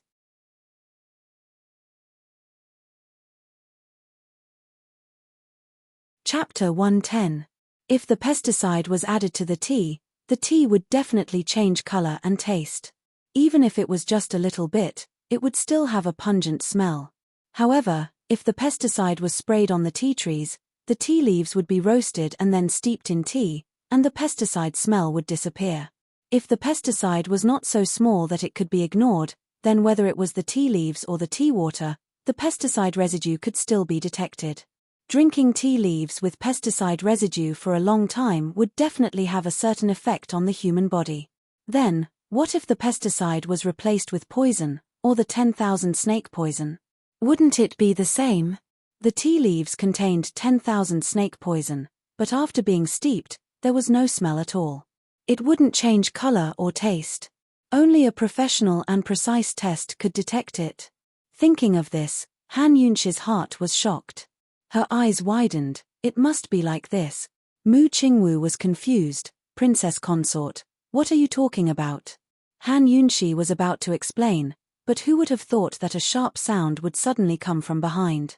Princess Consort, be careful. Mu Qingwu cried out in alarm. He suddenly pushed Han Yunshi towards the tea trees and then turned around to protect her. With his rich experience on the battlefield, he could immediately tell that this was the sound of an arrow coming from behind. There was an assassin. When Mu Qingwu turned around to block Han Yunshi, he also pulled out his sword and fiercely swung it at the arrow coming at him. His series of movements were clean and very beautiful. The arrow fell, but he couldn't see where the assassin was. In front of him was an empty space. Other than the tea trees, there were more tea trees. The entire hillside was silent. Mu Qingwu didn't hesitate. He was alert to the movements around him as he shouted, "Someone, quickly call the guards. There's an assassin." The two tea masters on the side were so scared that they immediately turned around and ran. The guards of the tea garden hadn't arrived yet, but suddenly another arrow came from the right. Mu Qingwu waved his sword and easily knocked it down. The princess consort was behind him, so he didn't dare to carelessly chase. Moreover, the terrain they were in wasn't good for retreating. Mu Qingwu could only stay in place and wait for reinforcements to arrive. Fortunately, judging from the speed of the arrows, there was only one assassin. Han Yunshi lay on the tea tree and did not dare to move. She admitted that she was very timid. She did not know any martial arts. If she was not careful, she would lose her life. "Esteemed Wang Fei, the reinforcements will be here soon. I'll have to trouble you," Mu Qingwu said in a low voice. I'm fine. Be careful." Han Yunshi felt terrible. She bent over at a 90-degree angle, and her whole stomach was pressed against the tea tree. She really wanted to vomit. Whoosh! Another sharp sword came from the left. Mu Qingwu continued to hit him fiercely and coldly said, "Who are you? Sneaking around, what kind of hero are you?" Han Yunshi was speechless. The other party was an assassin. How could he be a hero? It was obvious that his abilities were limited. Since his sneak attack failed, he could only continue with his sneak attack. Otherwise, wouldn't they take advantage of the fact that reinforcements hadn't arrived to end the battle quickly? Han Yunshi had never encountered an assassin before, so she had never encountered any kind of fighting. With this conjecture, she felt much more at ease. But who knew that Mu Qingwu would suddenly be shocked?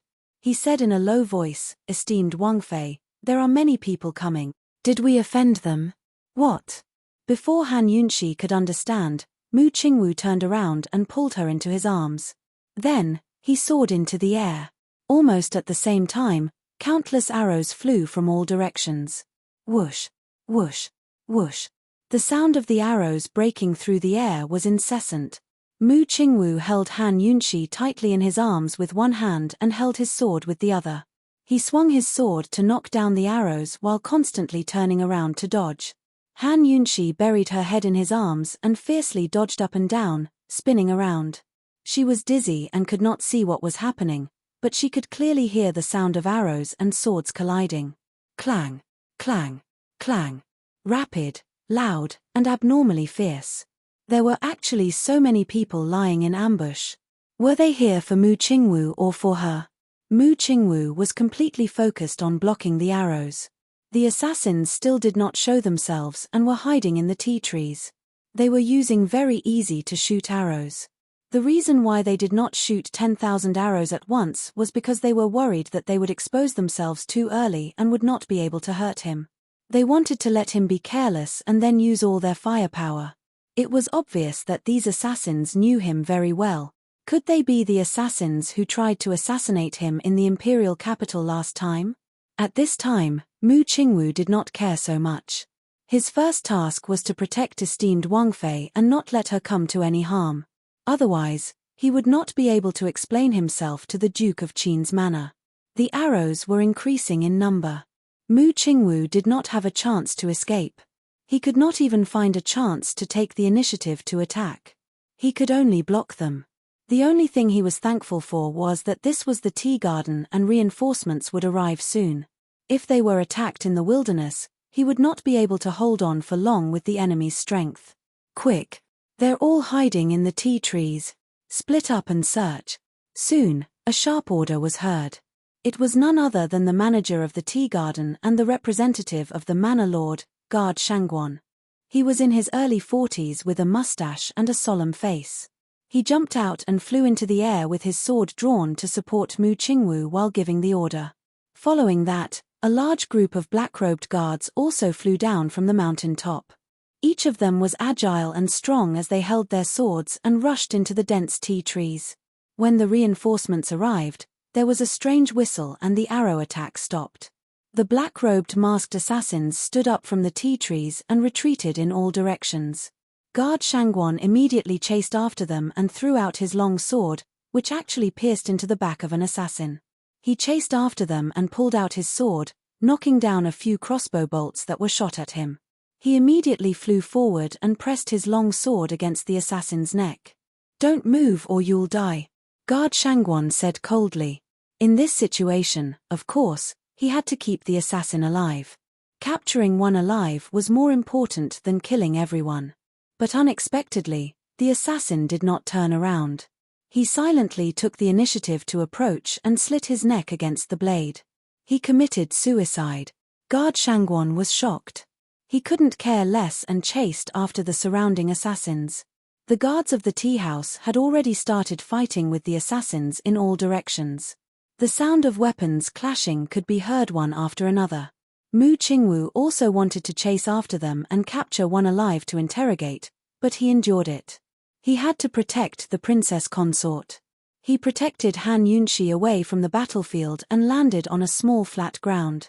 As soon as he landed, he immediately let go and said seriously, "Princess consort, I'm sorry to offend you." It's fine. It's all thanks to you." Han Yunxi patted her chest in panic. She originally thought that there was only one assassin. Who knew that there would be so many ambushes? Fortunately, there were reinforcements. Otherwise, no one would know how she and Mu Qingwu died. Looking at the fierce fighting below, Mu Qingwu still did not dare to be careless. He constantly paid attention to the situation around him. Soon, another batch of reinforcements arrived. They surrounded the entire mountainside from the outside, leaving the assassins no place to escape. The assassins gradually retreated and gathered in the center. They did not give up attacking. They stood back to back and continuously shot arrows, forcing the guards of the tea garden to carefully block them. Han Yunxi and Mu Qingwu watched, worried that Guard Shangguan could not capture them alive. "Young general, these people are coming for you, right?" Han Yunxi asked in a low voice. She knew that she had offended many people, but those grievances were not worthy of her enemies to go to such lengths to assassinate her. One had to know that the crime of assassinating the princess consort was very serious. A light punishment would be the execution of the whole family. A heavy punishment would be the death of the entire family. "Yes, they know me very well," Mu Qingwu said indifferently, his gaze not leaving the battlefield. But who knew that at this moment, Han Yunxi suddenly heard a beep beep beep sound. The frequency of this warning sound told her that there was poison rapidly approaching and should be behind her. Han Yunxi did not recover her senses for a moment and unconsciously turned her head to look behind her. "Ah!" Han Yunxi screamed loudly. She did not know where she got the strength from, but she fiercely pushed Mu Qingwu away. Mu Qingwu did not expect this and was directly pushed to the ground. Almost at the same time, a sharp sword came from behind and stabbed at the position where Mu Qingwu was just standing. If Han Yunxi did not push him away, the consequences would be unimaginable. He was actually able to approach without a sound and almost take Mu Qingwu's life, and Mu Qingwu didn't even notice. What kind of expert was this? The person holding the sword behind him was actually a female assassin in black.